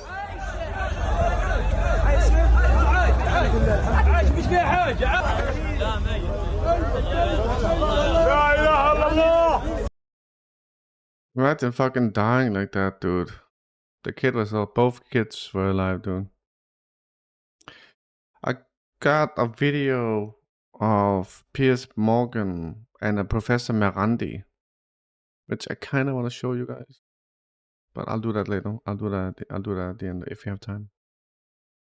I want to get through the US way sending a distant. I'll cover down. So take a look at this. This is a guy measuring how radioactive depleted uranium is. We talked about this many times, dude. And some people say it's not radioactive unless it's dispersed and exploded, shit like that, dude. Unless you inhale it. So that is my normal background radiation for where I live. As you can predict, it's 0. Whichever unit you prefer, we got microsieverts per hour, we got count per second per minute. I prefer rem, so we're at 0.01 millirem per hour, or 0.01 of a thousandth of a rem per hour. So 0, it's jack squat. This is americium-241. It's from a smoke detector. This is not a fair comparison because this is not 1 gram of americium-241. There's a very small amount of it in there. I don't know how much. I'm guessing it's in the microcurie range. But it's not a gram of this stuff. It's much, much smaller amount. So even right on top of it, almost just a few centimeters away, we got 0. The air is stopping the alpha coming off it. If we get this guy right up against the sensor though, it's going to start picking up those alphas and freaking out. Ignore the alarm, it's still 0. That is nothing. It's just set to go off when there's anything significantly above normal. But we got 0.3, that was actually a flare-up. Usually this guy likes to sit at around 0.25, but that's the average. Sometimes it'll get a little feisty and kick up into the high 30s, or it'll settle down and stick to around 0.15. But about 0.2, 0.25 millirem per hour is the average for this stuff. And now keep in mind, this is a teensy amount of americium. It is a lot less than a gram. Now this is a gram of uranium-238, also known as depleted uranium. And in terms of mass, we got a lot more of this stuff than we have the americium. Now what's interesting is we got 2 barriers here, a glass ampule, then a very, very small air barrier, and then a glass bottle. And with those 2 barriers, we get nothing coming through. Which also tells you this does not throw a lot of gamma or beta. It will emit all 3. Uranium does throw all 3 types, but it's mostly alpha, just like the americium. And what's interesting is 2 barriers is enough to block everything, but with just the 1 barrier, we actually do get stuff coming through.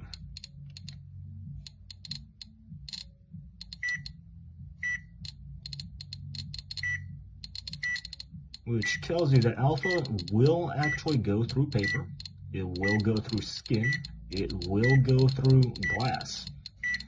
It's just that it catches most of it, not all of it. You do get some higher energy nuclei that want to get a couple extra millimeters deep through something. So it is kind of a myth that anything can stop alpha and it's harmless. Most of the stuff is being stopped by the glass. Now, this guy does tend to be more mercurial than the americium, in that it will have higher flare-ups more often. I've seen this guy jump to about 0.4, 0.44 before, and I don't want to make the video too long, but I'm hoping I could catch that on camera if we do get a little flare-up. But no, I want to. Oh, there we go. We got one. Hey, 0.55. That's the highest I've seen that go, actually. I'm glad I waited. I was about to turn off the video. Well, that's a new part for me. So, oh, also, just point of interest. See, I take this away. Instantly drops to 0. That's Yeah, that's a few other videos.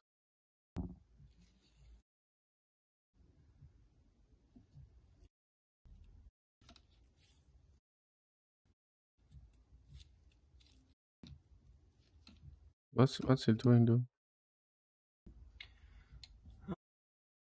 at 0.25. That's a lot. 1 glass vial. Absolutely. Okay, whatever, dude. We got marriages happening in Rafah. Where's Fuad, dude?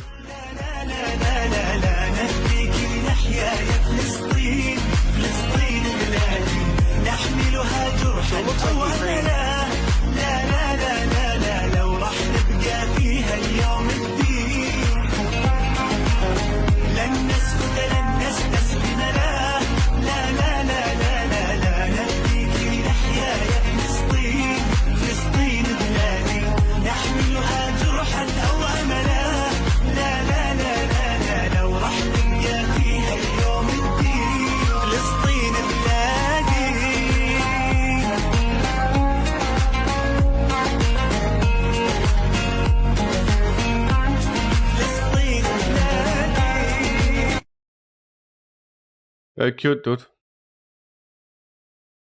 Very cute. U.S. Congressman forgets to take his medication. Some say, well, we have to deal with our border first. The Ukrainian-Russian border is our border. It's the border between... It's not, dude. It's really not. The Ukrainian-Russian border is Russia's border and Ukraine's border. Depraved autocracy and freedom-loving people seeking... Freedom-loving people? What do you mean, dude? They cancel elections. They fucking cancel elections, dude. They banned opposition parties. Zelensky's wife is doing child trafficking. What's wrong, dude?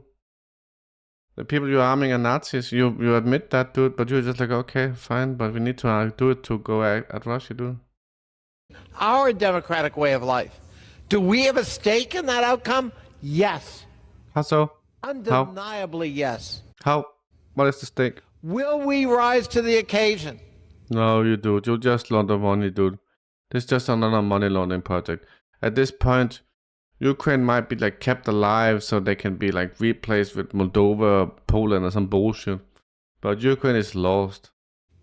Will we stand shoulder to shoulder with our Ukrainian brothers and sisters who for one... They're not your brothers and sisters, dude. These are Slavs. They're brothers with the Russians. You tricked them, paid them to fight them. 1,151 days have been holding off the depraved... They didn't hold off anything, dude. They keep losing. Thuggish dictator Vladimir Putin. Yeah, I know. The only thing you do in America is just like be completely fucking unhinged, like calling C a dictator and shit like that, dude.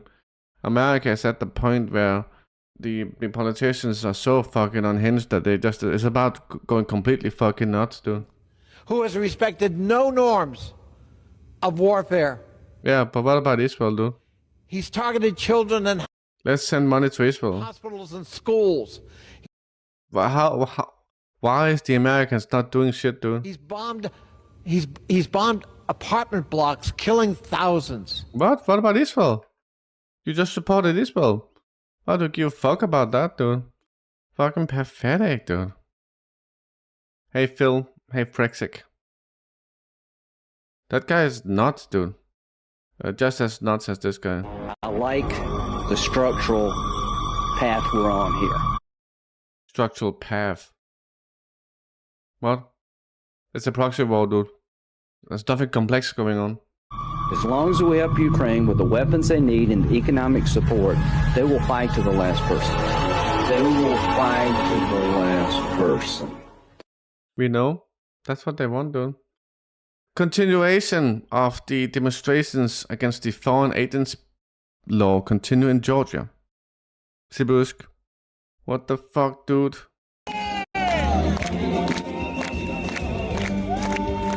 What's happening in Georgia is that they're trying to implement a foreign agent law that will help to identify foreign agents in Georgia. This is something many countries have, including America.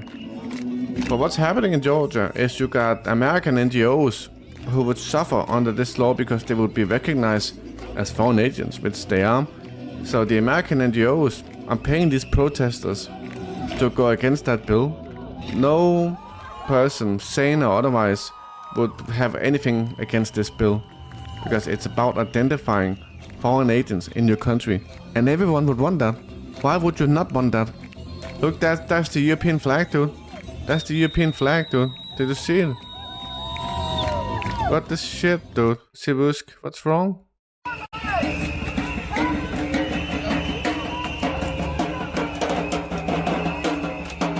I know, Rotterdam. They're not okay, dude. They got paid like $50 to go and protest. The American NGOs have to fucking pay. But the bill has passed, dude.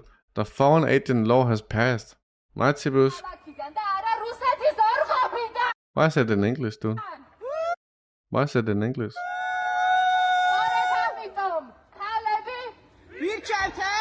What's with that, dude? What's with the European Union? Look. So revealing, dude. EU flags. Fuck off. It's Georgia, dude. Bruce, do something, dude.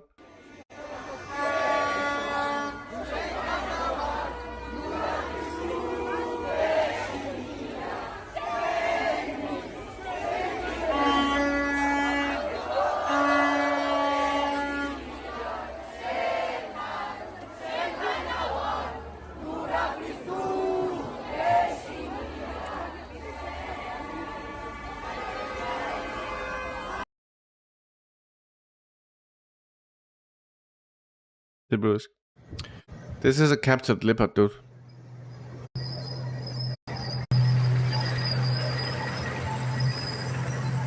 Come on up. Cool. Turbo. From the outset, there's this process one. They went and got approval. They said, look, here's Pigeon. process one. You approve it. FDA looks at. He's talking about COVID. With COVID, the FDA approved like emergency acts for the production of COVID vaccines under a certain conditions. But then when they were mass produced, they used different conditions, and that condition causes more contaminations. That is say, yes, we'll grant you EUA, emergency use authorization. Then they swap out process one for process two, which is like, it's like any number of scenarios you can imagine. You get. It was a Leopard 2. I couldn't even recognize it. Something approved, it's like stamped off on, then you just put something else in its place. They could have put motor oil in its place and have. All right, moving on, dude. We got this trader. Telling all of you, and we've told the American people, border, border, border. We have to effect real policy change at the border, and that is a necessary condition to anything we do going forward. We have to take care of our border first. That's what the American people demands. Every state in America is now a border state. Border, border, border. How can we be engaged in securing the border of foreign countries if we can't secure our own? We know the urgency in Ukraine. We're going to stand for freedom and make sure that Vladimir Putin doesn't march through Europe. It's pastime. That's Leo A7. Catastrophe down here. The battle is for the border. President Biden wants a supplemental spending bill. It better begin by defending America's national security. Okay, these are dangerous people. All this was just smoke and mirrors, dude. Known terrorists. How can we be engaged in securing the border of foreign countries if we can't secure our own? All this was just bullshit, dude. This is why it's bullshit, by the way.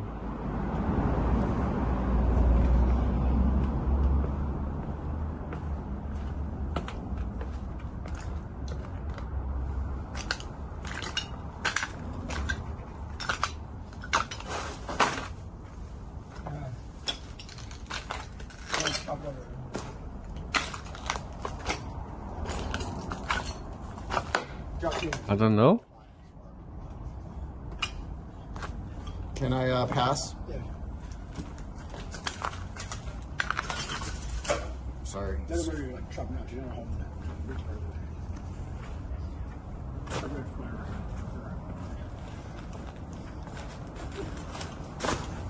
I wouldn't be wanting to pass here, dude.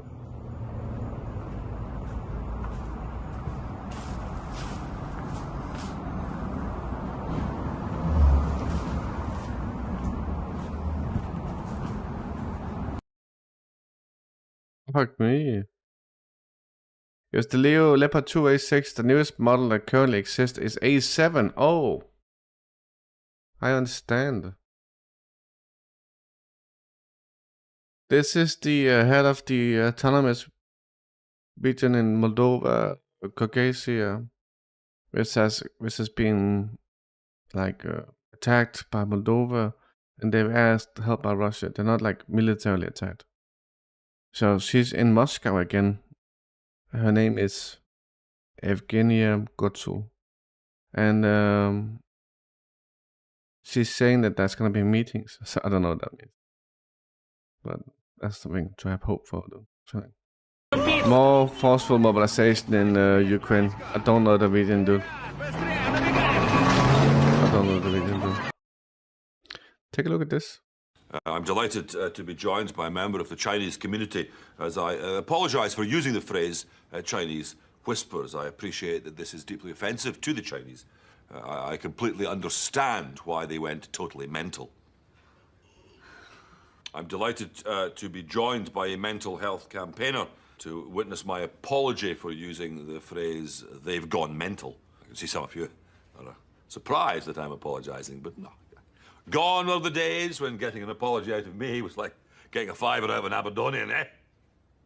I would like to apologise to the largest Aberdonian community, the Aberdonians. I do understand that Aberdonian feelings are important. I'm surprised, actually, that our diversity officer didn't make that clear to me. Honestly, sometimes around here it's like the blind leading the blind. I would like to apologise to Scotland's blind community.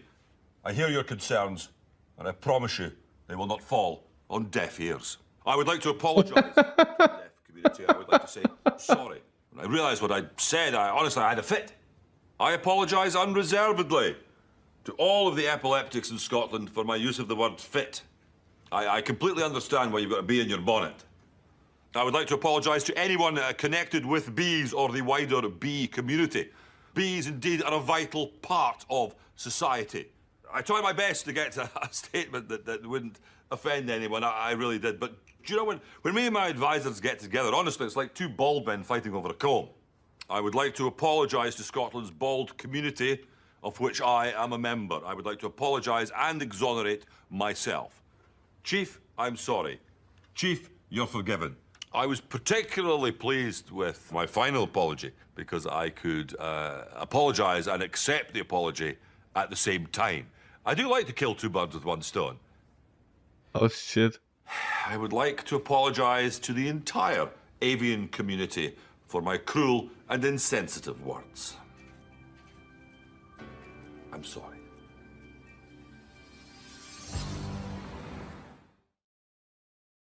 I feel like America just got fucked, dude. Take a look at this. It's a shame that Truth is not here, dude. Truth, we left. I don't know what this is about, dude. Okay, this is a bit creepy. Let me know what you guys think. So, why does NASA have all these old school cars? My thoughts are... I feel like it's kind of cool, though. They're cars without computers in them. All from the 1970s. They're preparing for an EMP blast. What's odd is they're not just old school NASA cars. Here's a news car. They have a whole fleet from NASA vehicles, semi-trucks, ambulances. Perhaps this is where that $50 million a day budget is going. I don't think so, dude. It's certainly not getting us into space. Collectors of CGI videos and apparently old school cars. Let me know what you think they're using them for. Question everything, friends. Until next time. Think so, dude. I did not say Bruskin. I did not. Twitch for some reason chewed up my message about Georgia.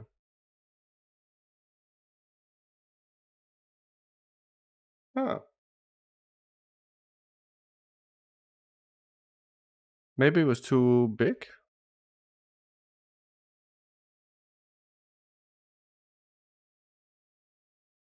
It should be that tail. It might just be delayed, dude.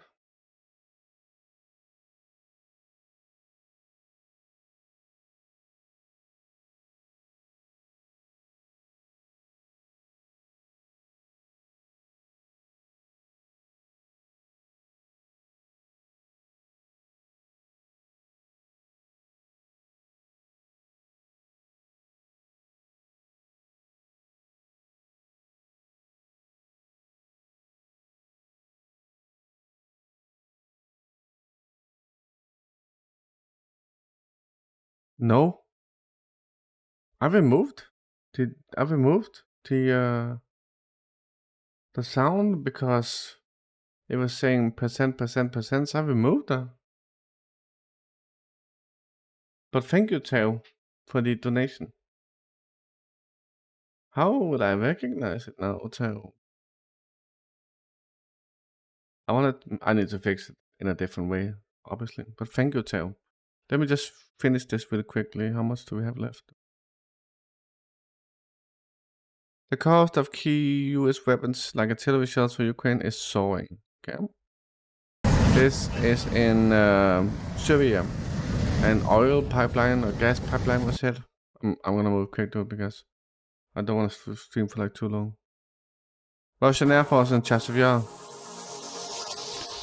If this is in Chasiv, then they're flying quite low, dude.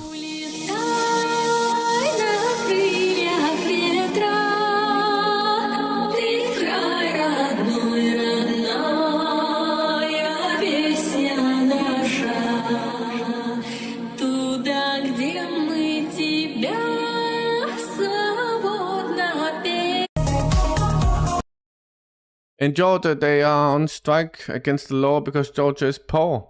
Useless country without industry and production. Half the country is on grants from various states that promote either Russophobia or Turkish politics. I feel like the people have been paid to go on strike, dude. Gaza.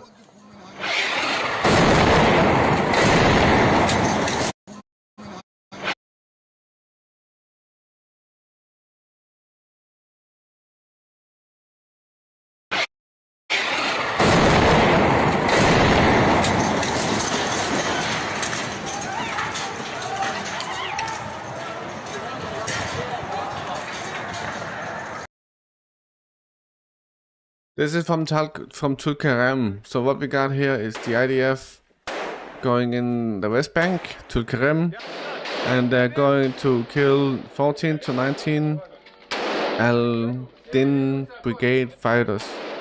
We don't see that in the video. Fuck this one, dude. Netanyahu's office hosts emergency talks on feared ICC warrants for Prime Minister.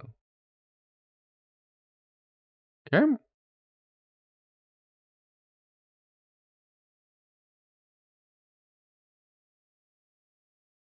What did you do, Steve? What did PPG say, dude? I didn't see it. Tom Cotton, I'm putting ICC officials on notice. If you side with Hamas and Iranian allies of Putin and enter the political battlefield against Israel, you will be sanctioned. Wait, is he from Israel? He's from America. Get your dollars out of America now and say goodbye to ever visiting America again. So he's threatening ICC. He's threatening ICC, dude.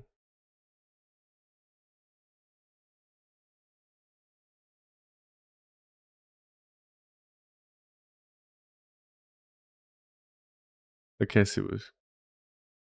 This is a newspaper from Germany called Bild. It says Iran will soon achieve the atomic bomb. Where have we heard this before, dude? Have we heard this before?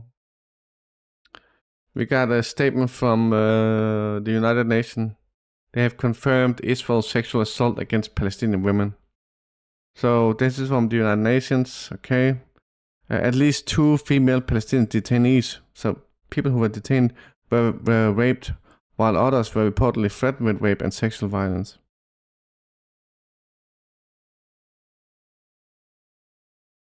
And photos were taken of them in degrading circumstances and uploaded online. What the fuck, dude? Okay, that's not as bad as the rape. The rape is the worst, obviously.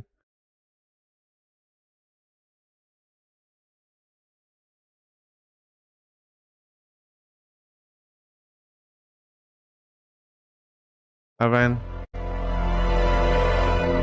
Sorry about the...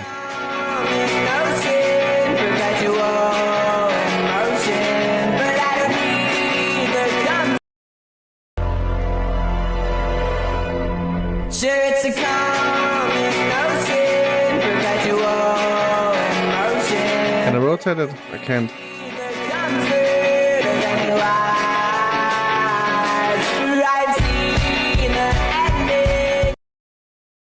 That's Iran in the 90s too. If you don't sleep, if you're dehydrated, and if you don't exercise, tell us what is happening to the body that lead to many of the diseases that we are discussing today, like diabetes, heart attack, strokes, cancer, prostate cancer. The immune system breaks down. The liver, if you take the E off the liver, it's spelled Live. Live. Now, the liver weighs 3 pounds. It's an organ. And so the liver filters the blood. Once that breaks down, then everything opens up.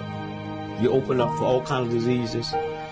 It's what causes your liver to go out, which messes with your kidneys and then put so many black folks on kidney dialysis machine. Anger? Bitterness? So your spirit is a part Did of you hear me? Your spirit, your attitude. Sugar? How you look at life. Coffee? Oh, the coffee is bad. I've not drank coffee since I was 15 years There is old. more stomach cancer caused in America every day from drinking coffee than lung cancer from smoking cigarettes. Why is it that people drink coffee? Why do they feel they have to have it? I need a stimulant. I didn't get You my need a proper drug. sleep. I need a drug. Instead of having illegal drugs, you decide to use a legal drug. That's what I did. You're listening, boys. You need to go to the gym. You need to fucking exercise. You need to be healthy. Okay? It'll make you feel good if you're healthy.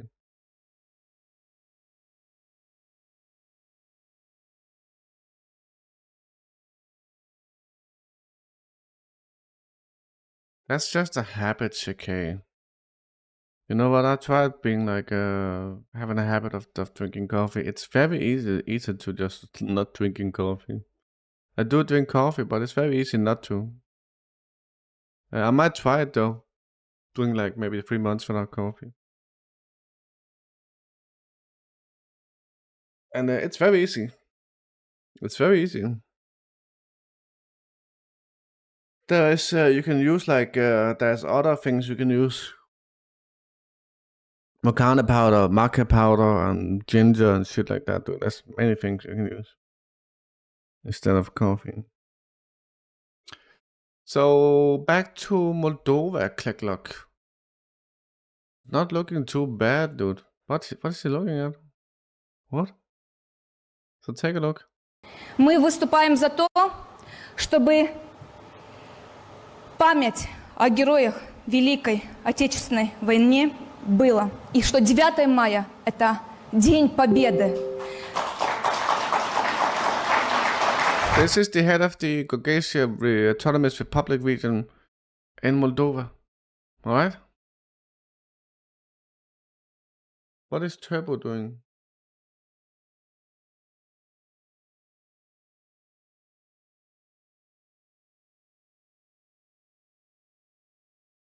Turbo. So what did she say, dude? I don't know.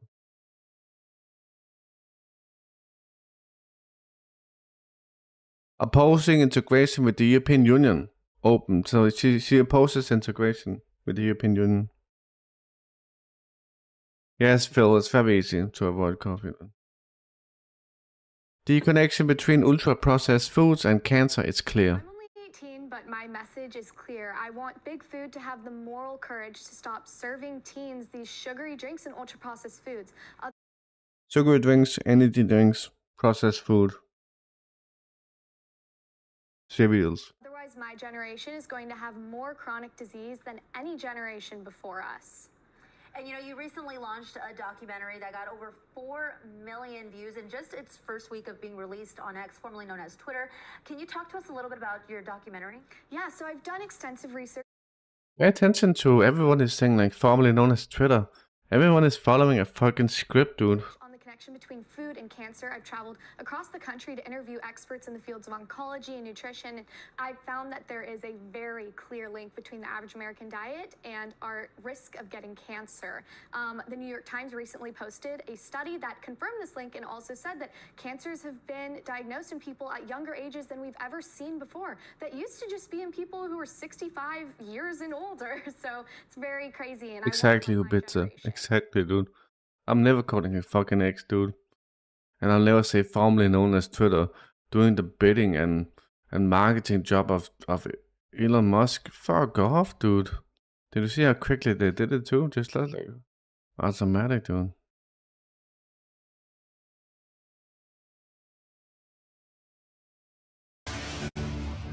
a Humvee.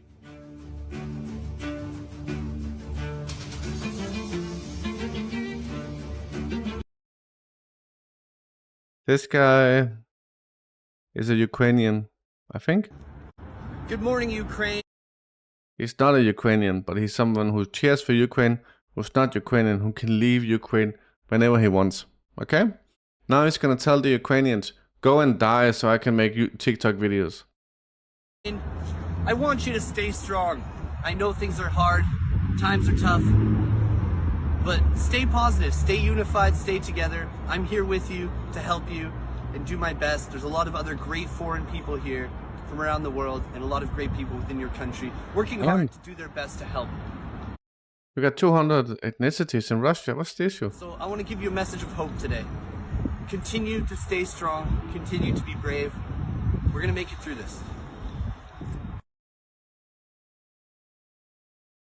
What a dumb fucking video, dude. Here's, let me... This is a segment of the video I want to show you later, but it's going to be too late today. This is a small segment of the longer video. Word of advice. Your media outlets in the West have been misleading the people for 2 years now, saying Ukraine is winning, Ukraine is winning. Suddenly everyone is saying Ukraine is falling apart. Dishonest narratives and reporting dishonestly to your own people ultimately hurt the people of England and Europe and the United States. And your endless wars based upon this nonsense and this misinformation lead to huge waves of refugees. And then the people of Europe feel overwhelmed by these refugees that you yourself brought upon yourself. Refugees is not the issue. Deindustrialization is the fucking issue. Back to Moldova.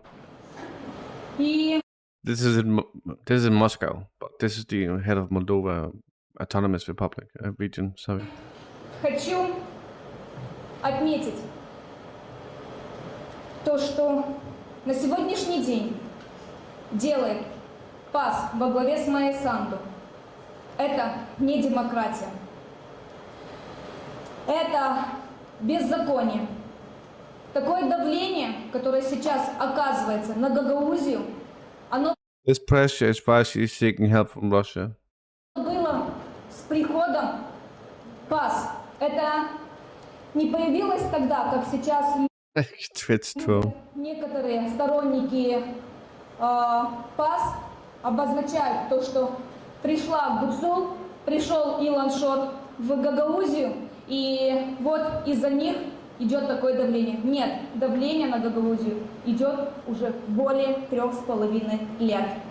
И на сегодняшний день Майя Санду, она боится нашей команды, потому что вот это слово «победа» — это победа нашей команды, где мы есть, там всегда победа. И сейчас нам остается совсем чуть-чуть осенью этого года победить. И эта победа будет не только нашей команды, эта победа будет всей. Very brave woman, though. Very fucking brave.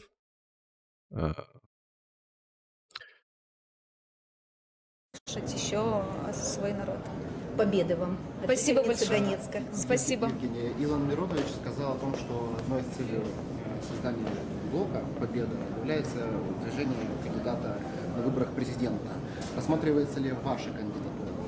Нет, не рассматривается, потому что по Конституции я не могу, потому что у нас есть возрастные ограничения, то есть от 40 лет. Мне еще рано. Имя единого кандидата еще неизвестно? Или будет? Но в скором времени мы уже выйдем с этой позиции, уже объявим, кто будет. Но я могу заверить, что это будет человек, который грамотный, который имеет... I don't care about this. You know what? I'll just save that till tomorrow. Right.